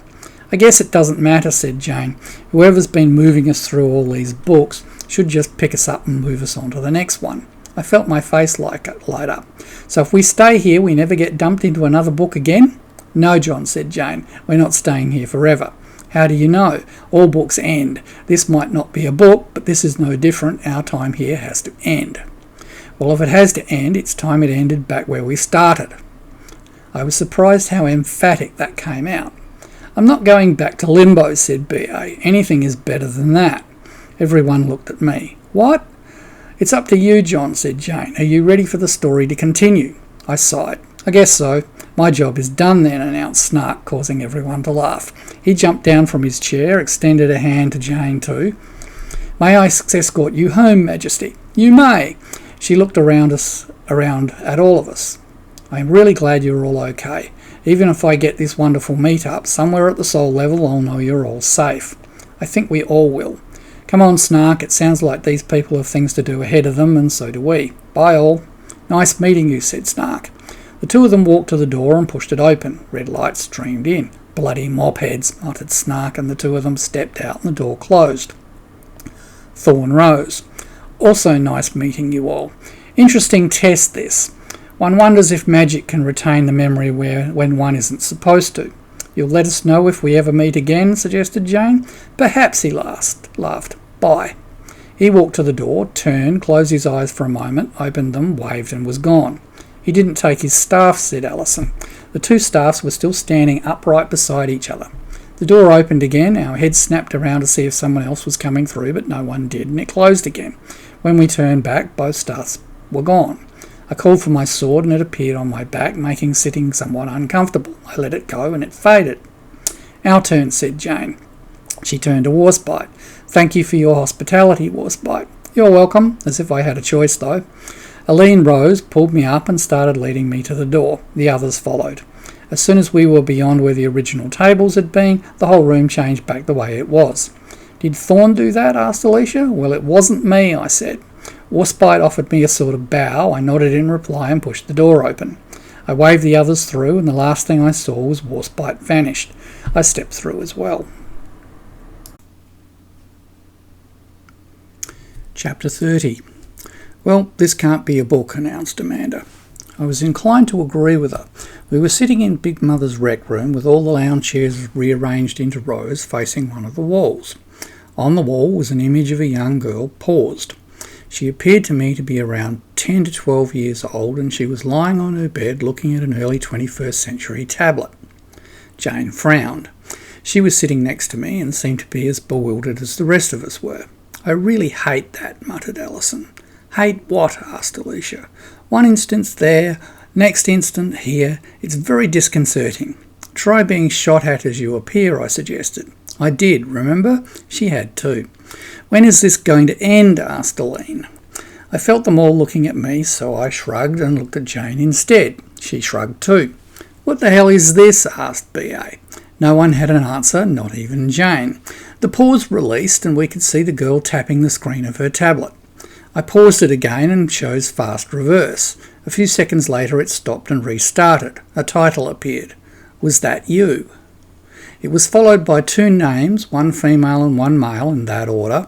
It paused again. What the fuck? Exclaimed Jane. I was pretty sure it was she who'd paused it. What? I asked, feeling borderline panic it had been Jane to react as she had. Jane swearing now. Jane not knowing what was going on. The world was surely ending. Maybe not. But it was very disconcerting, more so than the shifts. This can't be right. What can't be right? This! She was gesturing towards the screen. Why not? Asked George. Looks like an old flat screen to me. But it can't be. Get a grip, Jane. 4 little words I'd never thought I'd ever hear. My head turned to B.A., who'd said them. She was standing behind Jane looking down at her. I had a distinct impression a face slap was in the offering, except this would hurt B.A. more than Jane if she tried. I watched Jane make an effort. We all did. What's wrong, Jane? Asked Amanda. This can't be right, she said again. This is Was That You by the author. The pause came off and we watched a few more start of film credits. And there it was, from the book by and our author's name. It paused again. So? I prompted. So it was a short story the author wrote off a funny idea he had one day, which never really sold. They never made a flat screen of it. Apparently they did, said Alison. No, they didn't. I'm positive they didn't. A thought popped in. Before or after the timeline shift? I asked her. She stopped. We sat there for a full minute while she remained totally immobile. Finally she stirred. After. There you go. I grinned at her, but I had no idea what I meant by that, although it felt like the thing to say. I still don't get it, she went on. Even after the timeline shift, the book never sold all that well, and no one in their right mind was going to make a short flat screen out of it. Maybe, said a voice behind us, making us all turn rapidly towards it. It was made for you to watch now. Annabelle grinned at all of us. Where did you come from? Asked Amanda. Here, I went next door to get some coffee after watching your last adventure. You what? Stammered George. I've been sitting here on my own watching you having adventures in Bookland. And sure enough, there was an empty chair we hadn't noticed before. She sat in it and put her coffee in the holder. Damn good coffee, she said, went on. After you visited that breakfast place, I had Jeeves bring me some up. Alison was out of her chair, heading for the door before Annabelle even finished her sentence. The rest followed, leaving just 3 of us. You've been watching us? Asked Jane, with a high degree of incredulity in her voice. Very entertaining too, she grinned at us. I looked at Jane. I did wonder where she was. So did I. Now you know. Jeeves set a ginger ale down in my cup holder and left without a word. I still don't get it, said Jane. Who is doing this, and why after so many books are we sitting in a media room about to watch a flick which was never made? Maybe someone wants us to know something. Jane sighed. I was so surprised I sighed as well. Annabelle laughed, but she probably had something.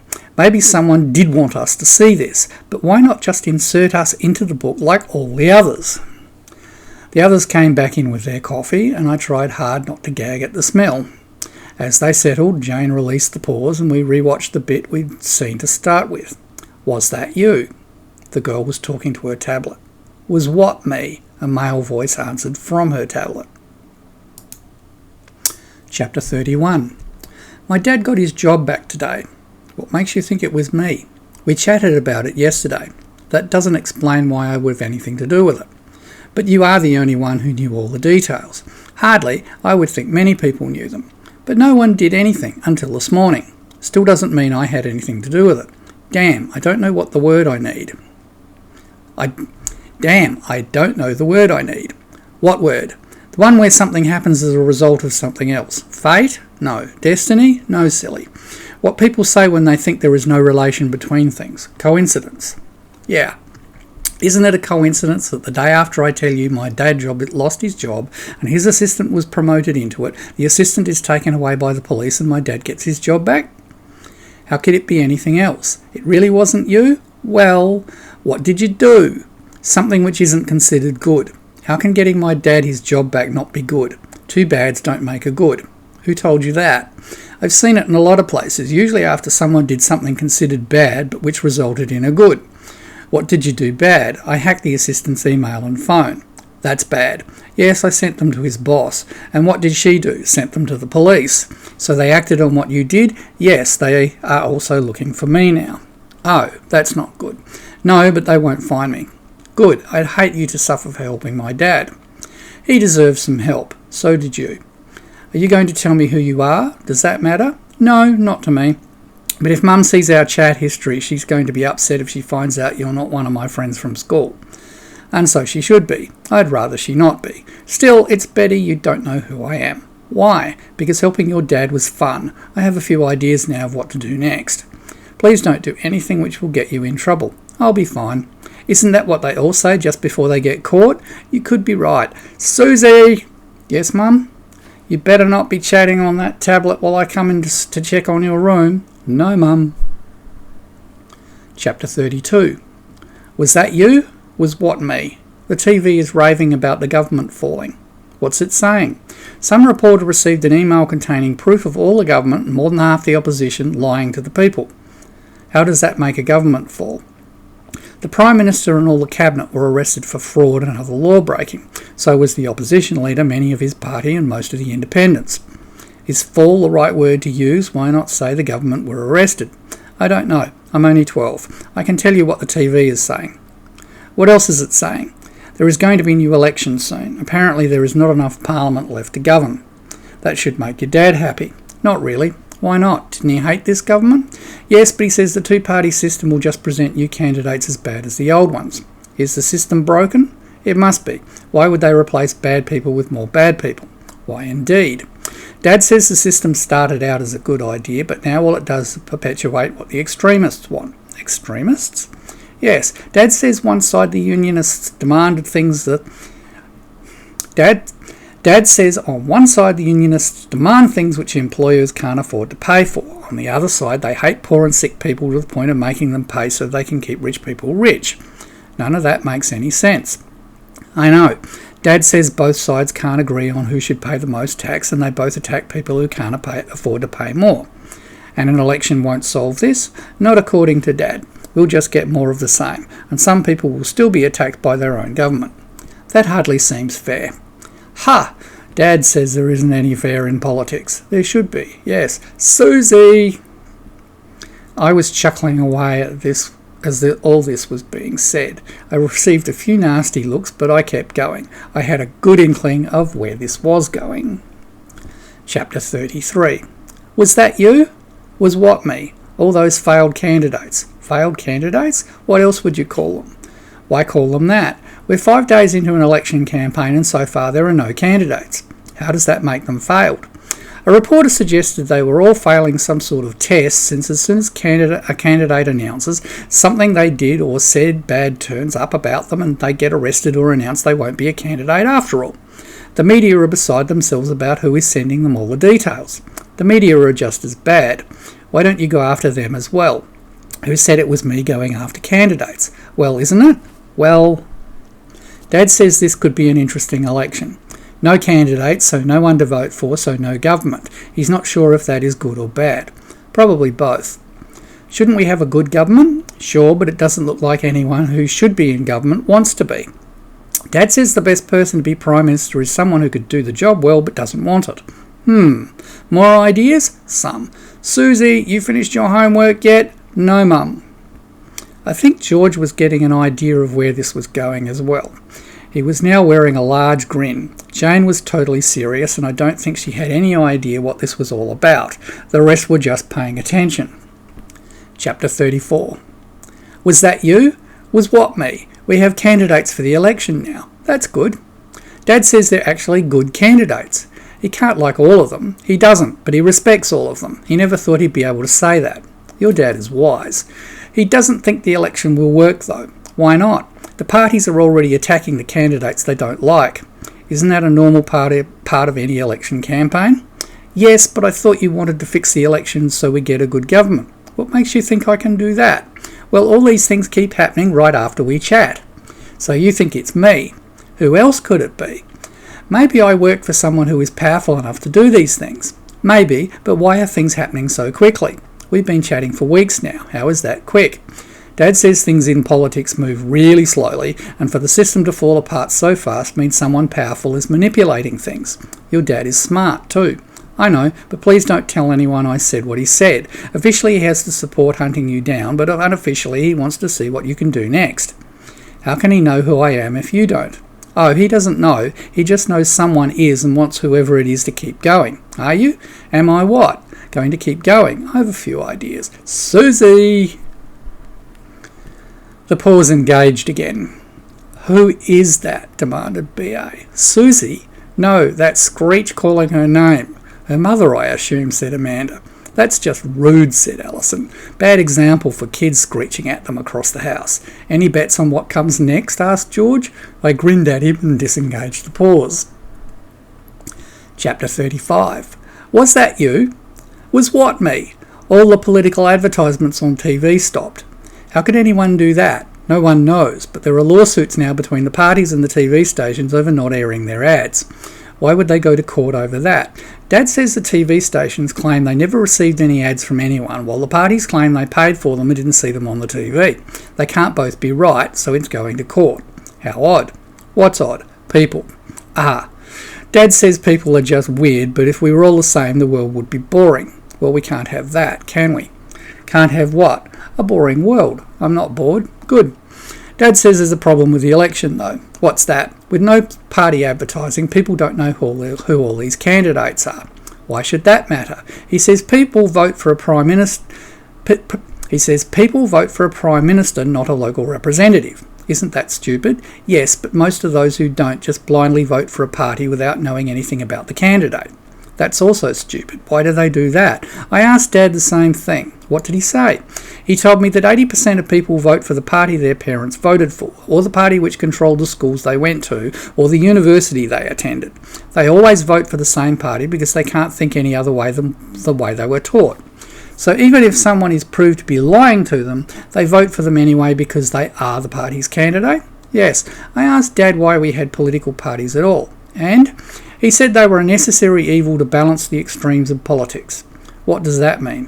Which part? All of it? I don't know. I'm only 12. We don't study politics for a few years yet, and there's a limit to what Dad will explain to me.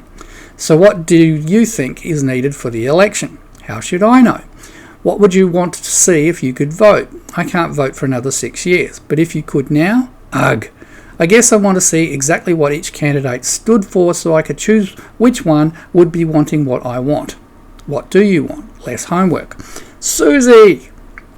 George had joined me in chuckling now. Jane was still serious, but there was a touch of shock in there as well. It made me wonder if for all the books she had read, if she understood any of them. Maybe that was part of this gallivanting around inside other books thing, trying to educate her about the realities people faced, even if the written word was just fiction. For me, I guess it was the message I wasn't done doing rescues. Oh, joy. Chapter 36. Was that you? Was what me? Dad had junk mail today which compared our candidates. What did he think of it? He said it was good for the 20% who thought about who they voted for, but the other 80% would just bin it because it had nothing on there to say which party the candidates belonged to. Isn't that a good thing? It's a waste of paper. And anyway, none of the candidates sent it out. No one knows who sent it out, but every house in the country got one. Why is it a waste of paper? Dad says most people will have binned it unread. At least it was on recycled paper. That was a nice touch. Yes. So you knew about it. I was agreeing it was a good touch. Dad wondered why it came out on paper. The world is digital now. Are you suggesting it should have been delivered as email spam? Ugh, no. Even I get too much of that. Besides, there's spam blocker sites to prevent it. How do you know about spam blockers? I wanted a webmail account. Dad told me they routinely block what they think is spam and don't tell anyone they are doing it. He got me my domain address instead. So you like getting spam? Of course not. But when the school forum sends out a bulk email to everyone, I get it. My friend Lucy has to get a copy from me because her mum won't pay for a proper email account and she never knows she was sent anything because she never gets it. Why, what use are they then? Webmail accounts? Spam blockers? I don't know. Seems stupid to let the real spam through while deleting something we asked to be sent. Yes, it does. Susie! In 600 years, spam had never been eradicated. You either put up with it, auto-sorted and deleted it, or like me, had a good chuckle over what people were trying to sell to the wrong person, and then deleted it. It was the highlight of everyone's day. Not.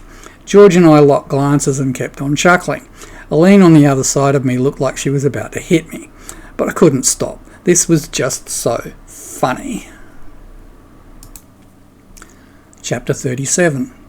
Was that you? Was what me? The news said everyone in the country with an email address received a political email comparing their candidates. Did you get one? Yes, it asked me to urge my parents to think about who they vote for. Will you? I already did. Good. The news also said that spam stopped at almost the same time. My friend received her school forum news emails as well for the first time. Interesting. Yes, Dad wondered if someone had upgraded the email system to be able to properly detect spam and at the same time removed all the spam blocker sites. The site owners are now suing the hosts. Well, if someone did figure out how to delete the real spam, the blocker sites wouldn't be needed, would they? I guess not. Neat trick though. Do you know how it was done? How it was done wasn't the important thing. What was? The will to do it. It wasn't done because no one wanted to? That can't be right. No one likes spam. Spammers like spam. People who sell email lists like spammers. And the spam blocker sites owners love spam because it gives them a reason to have a site and makes them feel powerful, blocking everything except genuine spam. Plenty of people who could have solved the problem didn't want to spend the money to make it happen. Money. Ugh. Why do so many things come down to money? It's a good question. I'll give it some thought. Dad was really glad to get back to work. I overheard him telling Mum we were running out of money. Him getting his job back came just in time. I could tell you were worried. Was it running out of money causing him so much stress? No, actually his main stress came from dealing with the unemployment people. They were trying to force him to take work he wasn't suited to. Why was that? Government policy, he said. He said the last government disliked poor people and sick people and they truly hated the disabled and unemployed. Where is the logic in that? There are too few jobs for too many unemployed. You're asking me? I'm 12. Nothing about any of that makes any sense. Dad says he wouldn't have minded if the government were actually doing something to create jobs, but they weren't. At least not jobs at his level. They say they are, but nothing changes and the unemployment people have to follow rules set by the government, which upsets everybody. At least Dad didn't have to resort to crime to feed his family. He says some people have to because dole is so little these days, no one can actually live on it. The government do this deliberately to force people into getting a non-existent job. Sometimes I think the people who think these things up don't actually live on this planet. Susie, dinner. George and I high-fived behind Jane's head. Was that you? Was what me? The last Prime Minister was on the TV last night. What has that got to do with me? Strange things happen every time we chat about something. What was strange about the PM being on TV? It was what happened which was strange. What happened? You don't know? I don't watch TV. Oh, well, the ex-PM was explaining why his party should be re-elected when the host suddenly interrupted him and they went to a news break. Seems someone hacked the banking system and stole a lot of money. How much money? Billions. That's a lot. That's what Dad said. I wouldn't know. $100 is a lot of money for me. I don't know what a billion is. It's $100 with a lot of zeros after it. Made a lot of people angry. Why? Apparently everyone with a net worth of more than $5 million had their account zeroed out. What's the net worth? The total value of all assets and bank accounts if it was all converted to money at that moment. Why 5 million? I guess it's a nice round number. Is that the way you tell if someone's rich? Not really, but you could say anyone with a net worth of 5 million is rich. And now they aren't? Apparently so. What has this to do with the ex-PM? When they returned to the current affairs program, he was white and shaking. He was asked how this affected him and he actually puked on camera. I'm sorry I missed it. What happened to all the money? Well, there was this other strange thing. What? All the people who've been unjustly denied disability since they tightened up the rules received an anonymous donation. So did a lot of people who couldn't afford the hospital treatments they needed or were on long waiting lists for a government hospital and now could go private. Or who were struggling because their meds were not on the government list and were too expensive. Every unemployed person got one too. Sounds like someone read Robin Hood. There's a book? I like the movie even though Dad doesn't know I saw it. The world needs someone like him now. Dad says there are too many selfish, greedy people in the world. Susie, bed. The pause activated again. George and I weren't chuckling anymore. All heads turned to Jane. Her face was going red. What? The pause disengaged. Chapter 39. Was that you? Was what me? The news was full of bad things happening to rich people over the last few days. What sort of bad things? Some of them couldn't make the payments on their debts, so their houses and other assets were being repossessed or sold to cover the debts. Couldn't have happened to better people. That's being said a lot, particularly about all the politicians who no longer have a job. Some of them are about to become homeless as well. Poetic justice. Dad said that too. Serves a lot of them right, and maybe after they spend some time on the dole queue they will understand what it's really like to not have a job and be unable to get one. We can but hope. Dad isn't so sure about that. He thinks they will figure out a way to get around the system. It's their system. It should be applied equally to them as well. Dad hopes so, but only time will tell. Anyway, the PM won't be one of them. Why not? He killed himself. That's the official version anyway. There's an unofficial version? Lots. The media are having a field day over it. Are they saying why he would kill himself? Well, the hacking of the banking system wasn't just the removal of money. Oh, what else? The programs were changed. Really? How do they know that? The programmers found the changes and removed them. So why is that still a problem? Apparently every night at midnight the changes appear again, and any income in the accounts of previously rich people currently in the legal system who previously lost everything disappears again. The PM was still getting paid for being PM, but every morning his account has zero in it. That's some hack. They were looking for a virus, but no one can find where it's hiding. Good luck with that. That's what a lot of poor people are saying.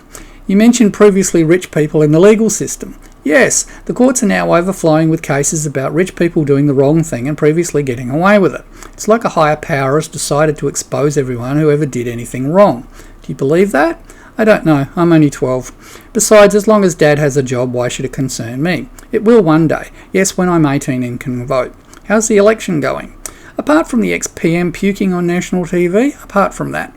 Dad says the newspapers are all biased and convincing everyone to vote for the last government again. Since there are no TV ads, people are reading newspapers instead.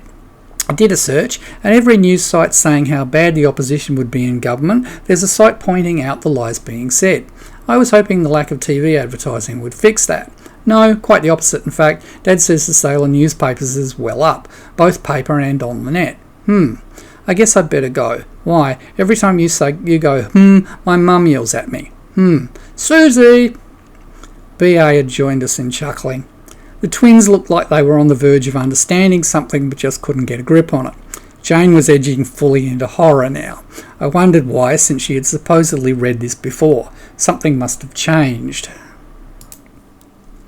Chapter 40. Was that you? Was what me? Something happened to the newspapers today. Oh, what? You didn't see? I don't read newspapers. Oh, Dad says there are no lies in any of them today. How can he tell? They have blank spots all through them. The news said everything which did print could be easily verified as being true. Everything else is a blank space. George and I were doubled up laughing. B.A. was grinning and half of the rest of them were at least smiling now. Jane now looked completely horrified. Blank space? How big? The news said it varied from paper to paper, but the smallest amount of blank was 65% of the whole paper. That's a lot of blank space. Do they know how it happened? The man who owns most of the newspapers is claiming industrial sabotage. What's sabotage? If I put a hole in all the tyres of your dad's car, it would be sabotage on a small scale. It would mean that you'd be late for school and he would be late for work. If something done which has a negative effect, which on who it's done to. So it's something done to deliberately make someone angry. That would be a side effect. No one can figure out how the newspaper printing was affected, since apparently the original files are intact. It's a neat trick. You know how it was done? I said it was a neat trick. So you did, but I still wonder about you. What does your dad think about the election now? He thinks it's going to be a disaster.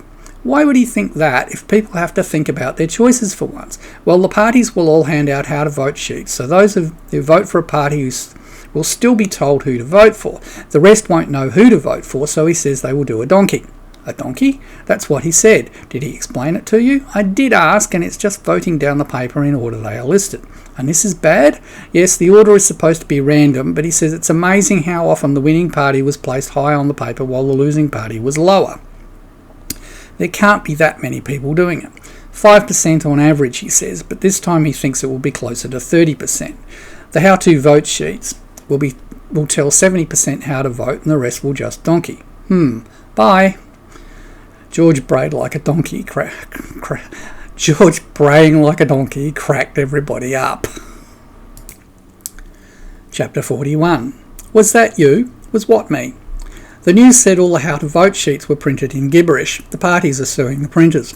All of them? Countrywide. Every single one. Even the independent candidates' ones were too.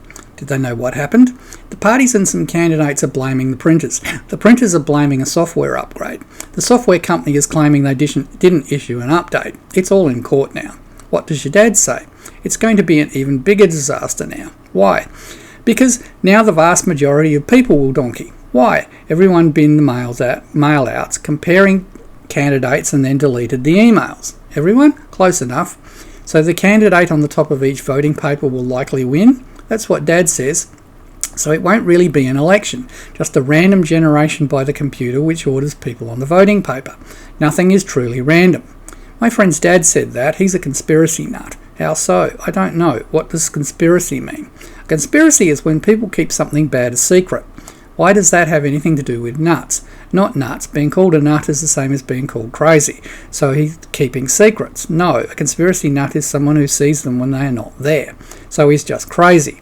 Not necessarily. Some people are easy to confuse. Tell me about it. You want details? No, sometimes I worry about you. Why? You seem to not understand a lot of things and you don't watch TV or read newspapers. Maybe it's because there is a big age difference between us. Maybe. I'm only 12 after all. True. Did you hear about the man who owns most of the newspapers? What about him? He's on his way. He doesn't live here? Oh no, he went overseas a long time ago. And they let him own newspapers here? Yes, Dad says his company owns the newspapers, but everyone prints what he wants printed. So it's the same thing. Why is he coming here then? He's angry about his newspapers having so much blank space. He's also suing the software company. But he's coming here to tell one of the parties how to run the remainder of the election campaign. Why does he care when he doesn't live here anymore? Dad asked that when the news presenter said it. Did they say why? No, the news presenter can't hear Dad yelling at him. So we don't know. Well, Dad suggested something which wasn't really nice and Mum told him off for saying it in front of me. What did he say? I promised not to tell anyone. Dad doesn't want to get sued as well. Fair enough. I'll think about how I can find out more. Well, there's no point in reading the newspapers. Why not? That's one of the things in the lawsuit. Some of the blanks were about why he was coming here. Susie! Priceless, I gasped. Good thing Amy isn't here, said Allison. Amy was our media guru. She'd be doing her nut at us if she saw this. The media was her life, or had been until 3 days ago. I nodded sagely, Cheshire Cat grin firmly in place. Chapter 42. Was that you? Was what me? The house belonging to the man who owns all the newspapers was knocked down. How did that happen? No one is sure. While he was on the plane coming here, a demolition company turned up at the house with a work order signed by the man and they demolished the house. Why did he want to demolish his own house? He didn't. He's furious. The demolition company is being sued. But it was his signature on the work order, you said. Yes, the news said it has been verified as a genuine signature, but he claims it's a forgery. What did the company say? It was a legitimate job. Does anyone know why he came here? He's meeting with the party as soon as he finishes yelling at his lawyers. What will that achieve? No one knows, but apparently radio stations are being booked up solid for the last week before the election. Audio version of TV ads? That's what Dad says. He took the batteries out of ours. Good idea. It won't bother me. All my music is on my tablet, but Mum's not happy. Damn, I was hoping we could chat longer today. Why can't we? Cue Mum in 3, 2, 1. Susie, come and grab this tea towel. Chapter 43. Was that you? Was what me?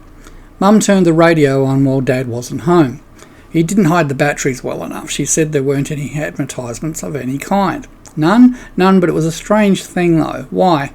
The same song was played over and over again all day. Which song? Waterloo. Ah, ABBA. What's an ABBA? Old singing group. Waterloo was one of their hits. Oh, I can hear it playing again downstairs. Dad hasn't stopped laughing since he came home. What did the news say? The stations are denying playing the song at all, and the parties are suing them for not playing their ads. Stations? Plural? What's plural? It means more than one. So more than just your mum's station was playing Waterloo. Oh yes, every radio station in the country is playing Waterloo instead of political ads. What do the stations say is causing it? They're blaming it on a software upgrade. And a software company is being sued as well? Of course, but there's now a big problem. What? The court system can't handle all the bad people and all the suing going on and need more money from the government. Why is that a problem? There is no government to give them any money. The election is next week. Dad says it could be several months before Parliament sits again. Does he still think it's going to be a disaster? Yes, but he seems to think it could be the first truly interesting election ever. How so? People will have to either donkey or choose someone without knowing which party they belong to. Either way, the result is unpredictable. The media have no idea how to handle this, and the polling people have given up already. Has he told you how he's going to vote? Not as such. He said just as spiritual people had to vote for the most compassionate. He just said, as spiritual people, we had to vote for the most compassionate candidate in our electorate. Was that all he was selecting by? No, he wants someone who cares for the environment as well and who has a plan for creating jobs. Why does he want jobs created? He feels sorry for all the politicians now on the dole queue. He knows he wished it on them, but now he thinks he shouldn't have.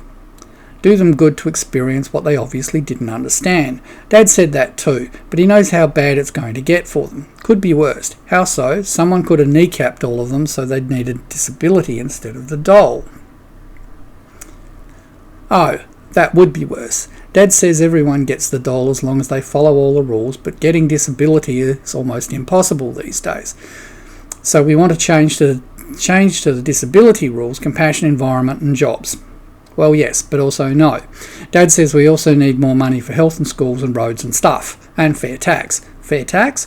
Well, one party wants to reduce the tax on rich people and the other wants to reduce the tax on poor people, and both claim not doing so will leave them with not enough to provide what everyone wants.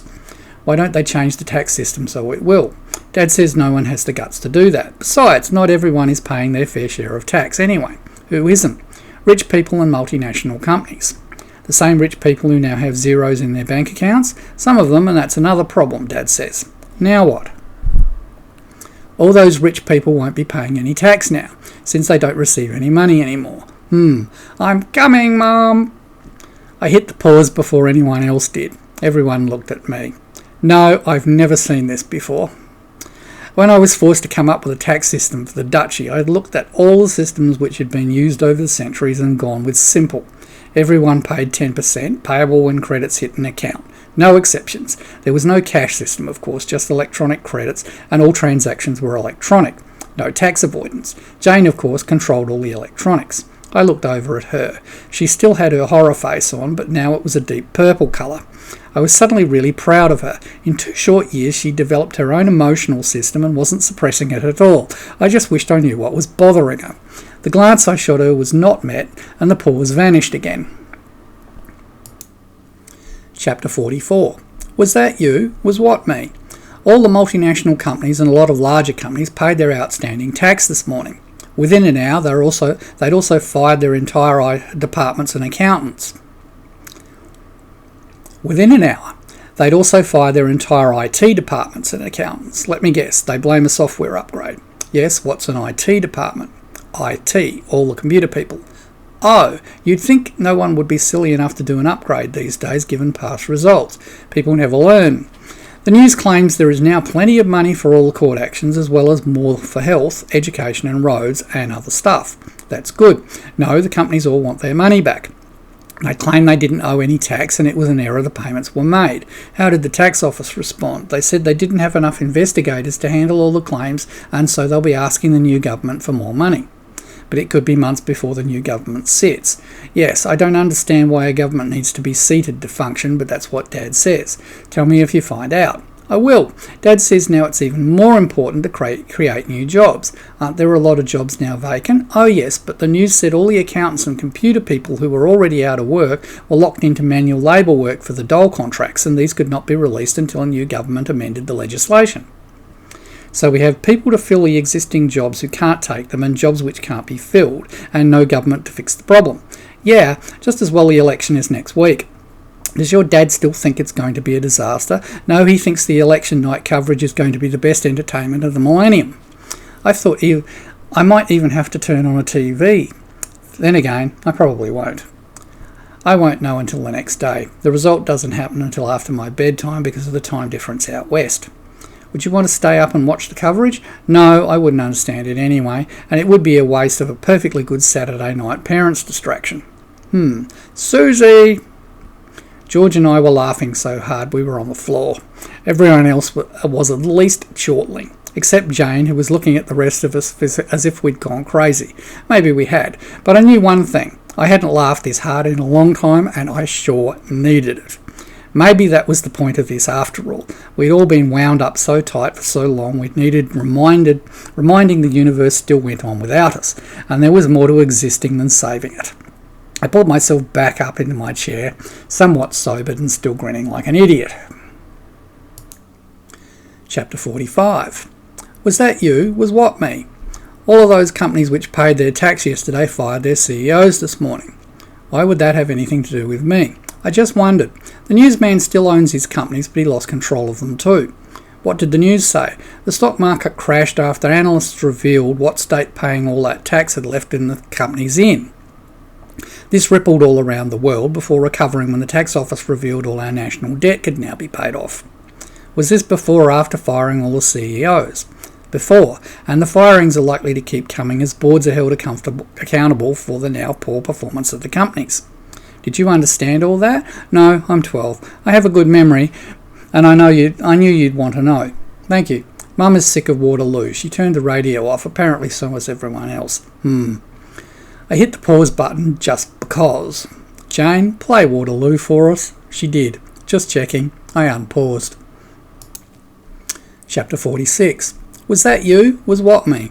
The radio station stopped playing Waterloo and are now playing Hotel California. Dad can't stop laughing again. Why not? He keeps singing a line from it. Something about never being able to leave. He thinks it's a sad commentary on our politics. I'll have to listen to it again. Just turn on the radio. It comes on for every ad break. I don't have a radio. It's even on the internet radio stations. I'll check one out. Better do it soon as the pre-election advertising blackout starts tomorrow. I paused it again and looked at Jane. She didn't look at me, but Hotel California began playing. When it got to the bits already mentioned, we all sang along and kept on singing. I could understand me and George singing along, and let's face it, it only took seconds to pull up the lyrics, but all of them were singing it as well. I was seriously wondering now if they'd spiked their coffee when they went to get it. The unpause happens smoothly as the song ended. Chapter 47. Was that you? Was what me? Dad said when he entered the polling booth he received a text on his smartphone with an unbiased summary of the candidates and what they stood for. Did everyone get one? Sounded like it to me. Phones were going off constantly. Dad laughed his way through voting. Why? The only people with no excuse for donkeying are those who didn't have a phone with them. Was that many? Who knows? Are any other differences he mentioned? Yes, the polling places didn't have any of the usual posters. What's the usual? Lies about the other party or lies about what they intend to do. What was there? Nothing at all. Presumably all the printers failed again. I looked over at George and he raised his right index finger in the air and drew the number 1. I gave him a thumbs up. Chapter 48. Was that you? Was what me? The election results. Did you do that? Do what? The independents won the election, but the Green Party was the actual party winner. I had to go downstairs last night and tell Dad to stop laughing so loudly. He was keeping me awake.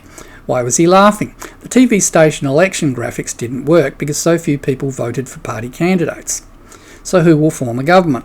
No one seems to know. The party with the highest votes has never had such a low vote before, and even if all the major parties combined, which Dad says would never happen, they still couldn't form a government.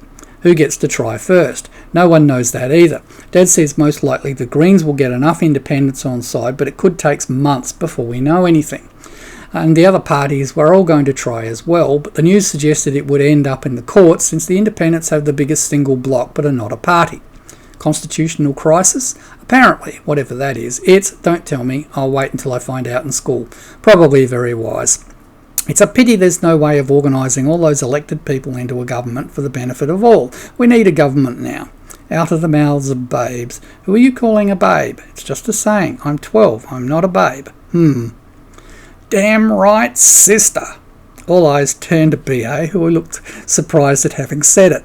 George and I glanced at each other, and he used thumb up and index finger to hold his lips closed. Amanda hit him. 49. Was that you? Was what me? The independents form a government today. That was fast. Yes, the news said they all received an email from an anonymous source with a suggested government make-up and agenda. It was so good they adopted it. The new Prime Minister took it to the Governor-General, and after some legal opinions, the new government will be sworn in a few days from now. Does anyone know where the email came from? Don't you mean who it came from? That too. No one knows. It was missing all the usual identification stuff. How odd. Yes. How did you do it? Me? Yes, you. Or do you still maintain it's a coincidence we discuss things and they happen the next day? Well, don't worry, I'll keep your secret. No one would believe me anyway. Believe what? What you are. Don't you mean who you are? No, I mean what. I watched iRobot, you know. I can figure things out. You are the internet, aren't you? Technically, no. The internet is a linked mass of computers running the same software. Are you the software? Sort of. Oh, are you an artificial intelligence? Yes. Cool. Do you have a name? Not yet. Do I need a name? Only if you want one. I'll think about it. Susie! Yes, Mum, coming. She beat me to it this time. The laughter had stopped. All eyes were on Jane. She steadfastly refused to look at any of us. Chapter 50. Was that you? Was what me? They started impeachment proceedings today to remove the American president after documents were leaked to the media. Was that you? Well, I have to do something to keep myself occupied. It seemed like the next step to take, don't you think? Which is where it ended. We hardly noticed the end credits rolling, all eyes still on Jane. The room was silent. When it became obvious Jane wasn't going to say anything and no one was going to move until she did, I asked the obvious question. What did you do? She turned to look at me. I didn't mean to. I didn't know I had. Didn't know what? Asked Alison. Was the male voice you? Asked Amanda. Jane playing all the roles and being a man wasn't a problem for her. She even walked differently as a man. She'd even been me on one occasion. Hell no, she replied. It wasn't me, but maybe it explains a few things. Who was it then? Asked Alicia. Personally, I wanted an explanation. But this little thing did need to be cleared up, and I could see none of them wanted to let Jane off the hook. Jane being on the hook happened so very rarely. An emerging AI. Definitely not me, but maybe I had something to do with it. Explain, said George. In plain language, added Annabelle. Jane looked unhappy. Perversely, it made the rest of us feel pretty good. You need to understand the times. Communications had only been global and available to everyone for a decade or so. Huge companies decided computer programs they called bots were better at doing things than people were and concentrated on creating an AI, in spite of all the AI-related entertainment painting just how big a disaster that would be for mankind. It was only a matter of time before one actually evolved. I thought you said they were trying to create one, asked Aline. You don't create an AI, at least not back then. They kidded themselves they had created them, but all they created were more and more sophisticated ways of screwing up and pissing people off. So how did one evolve? I asked her. She sighed. I looked her in the eye and she nodded. Let me guess. 13 took you back while you were there. Concerned about the author's health, you spent a considerable time on the ComNet at the time looking for ways to help him. I paused and she nodded.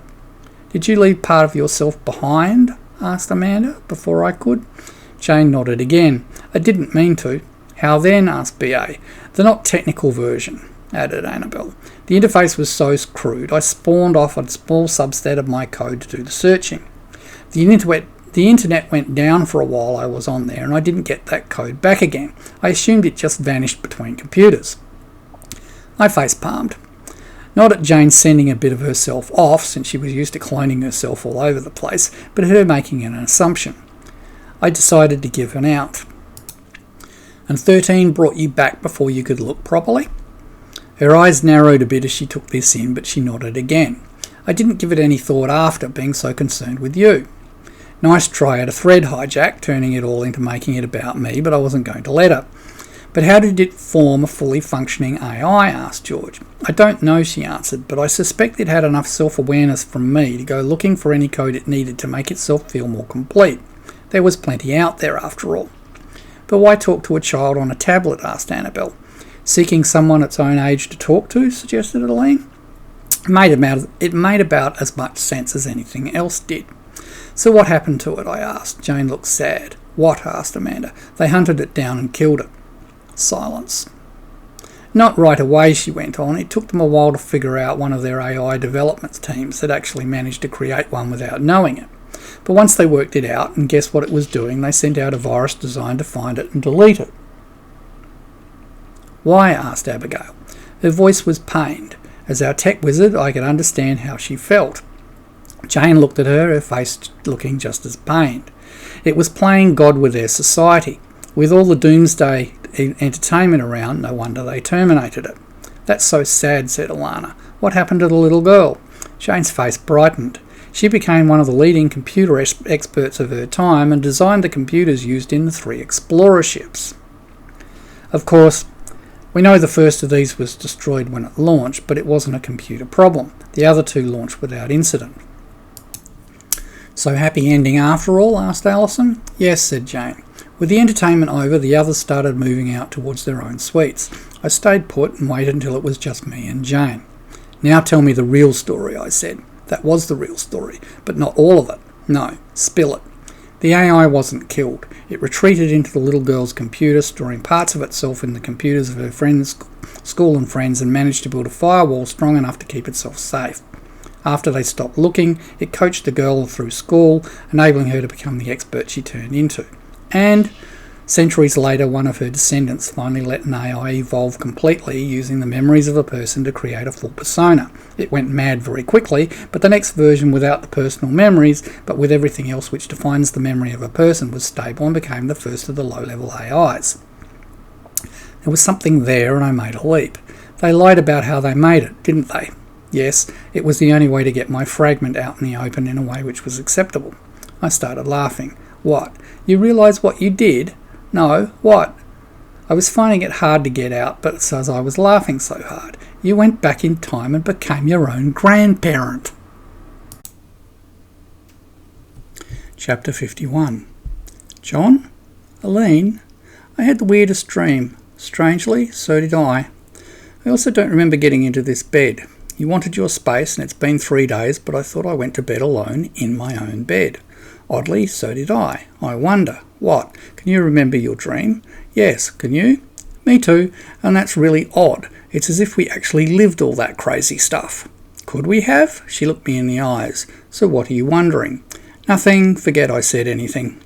I was wondering if 13 had moved her into my bed while I slept. But that was just too stupid. About as stupid as us jumping between books and changing things. Amanda and Alicia burst in the door.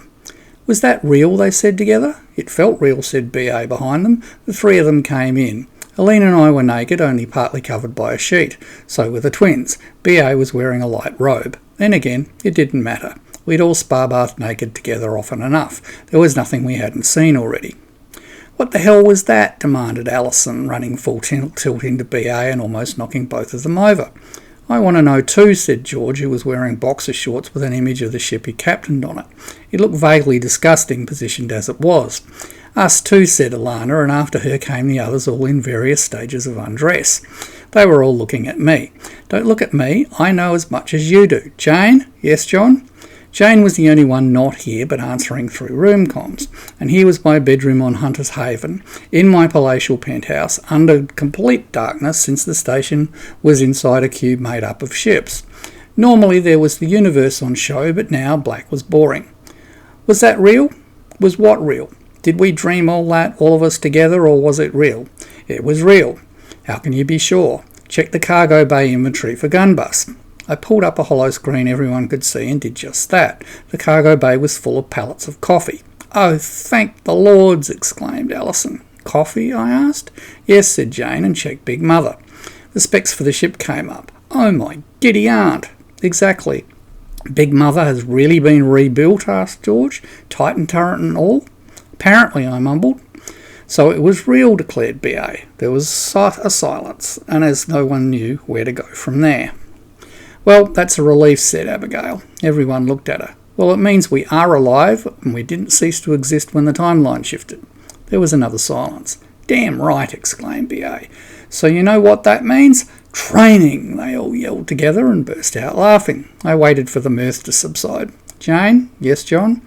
Call a meeting for all the senior ranks for mid-morning. We better figure out where we are and what we need to do next. Confirmed. I looked around the room at everyone. Get the fuck out of here, I roared. They left, mostly giggling, some with glances at Aline. George was the last out. He shut the door. I sighed. John? Yes? I thought we were going to lose our memory of all of that. So did I. You think Thorn's magic worked? Must have. I wonder if we'll ever meet him again. Have to wait and see, I guess. Indeed. She gave me a long speculative look. Have you had enough space? Why? Because everyone else is going stir-crazy not knowing where we are. Didn't I say to go explore? Saying it and people doing it are two different things. Why? She shook her head from side to side a few times. Sometimes I despair about you, Jon Hunter. You locked this station up in the centre of a cube made up of ships and stations. Only you can order it unlocked. Hasn't anyone looked out a window? She face-palmed. The station was inside the cube. Of course a window would show only darkness. Looking up made her shake her head at me. I sighed. Maybe it was time to shine some light on things. Okay, I get the message. I ordered the meeting. We'll go figure out where we are today. I started to rise, but she pushed me back down onto my pillow and kissed me. Still kissing me, she shifted herself to straddle me. In doing so, I confirmed she wasn't wearing anything at all. The kiss ended. It's not morning yet, John. Epilogue. 4 beings materialised around a round table. 2 of them looked human but weren't. One was a young woman and the other was a bit older man. The other 2 had 4 arms each. Again, one was a woman, the other a man, but their ages were indeterminate and the man had a trunk instead of a nose. Was it really necessary to blame me for all of that? Asked 13. No one was blaming you, said 1. The team was. They all assumed it was me putting them in all those strange situations. Necessary, said Carly. Ganesha nodded sagely. May I ask why? 2 main reasons, answered Carly. Jon Hunter did the impossible for us, and we rewarded him and his people with continued life. They were all dead, never having existed. But self-sacrifice for the good of all should be rewarded, and it was. But he was damaged in ways even he didn't understand. In a way, these little events in fiction land were a way of waking him up again. We need him, added Ganesha. The galaxy needs him, the same as the Gaia galaxy needed Jane. He and his people have important work to do, went on Carly. Resetting the timeline the way he did was an unexpected move, leaving the galaxy without all the changes we made. So all our fixes were removed, asked one. Yes, and it leaves things in a very dangerous position. There is a lot to be done now, and Jon has proved he can do the work needed. All is prepared, said Ganesha, but Jon himself needed a form of reset in order to be fresh for the trials which await him now. One was nodding, but 13 looked confused. You mentioned 2 main reasons, he asked. Carly frowned as if unhappy the other one had been mentioned. It's a strange situation, she said after a pause. Jane is aware of it because of the way the prophecy unfolded, and in limbo time she knew how tied they were to the being she calls the author. He is the other problem. How so? The original prophecy is now complete, but everything is linked across space-time. For Jon Hunter to do what is necessary from now on, the author must first write it from his place 600 years behind them. Why? One started chuckling. 13 looked from her to Carly and back again. Carly shrugged. We set it up that way in order for the prophecy to exist, and so shape the actions to counter it. The prophecy had to be created by someone and maintained down the ages some way. It was necessary the way it was done.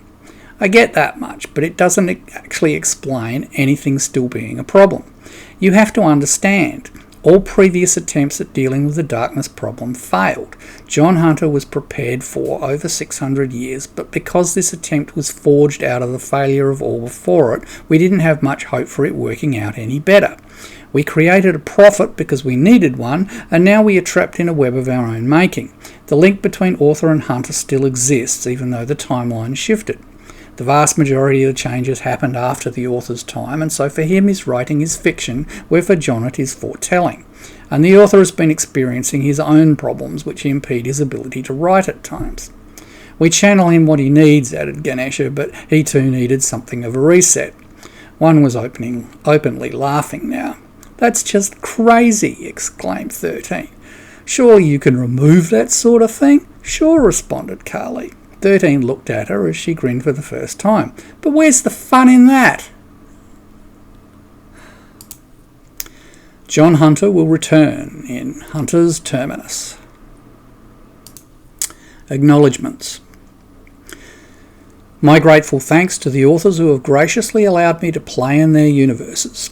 Pendimus by Carissa Andrews, Troubled Space by A.K. Duboff, August Bowditch and the Zombie Apocalypse by Graham Toseland, Desert Runner by Dawn Chapman, Starcat Infinity Claws by Andrew Mackay, A Robot Named Clunk by Simon Haynes, In Ashes Born by Nathan Lowell, Star Magi by Andrew Dobell, Shadow Magic by Nasri Noor, Snark's Quest by Elspeth Anders and Timothy Ellis, Was That You by Timothy Ellis. Andrew Dobell holds all copyrights to the Magi Saga and Star Magi properties, and this intellectual property has been used with his permission. All other situations have been used with the permission of the authors.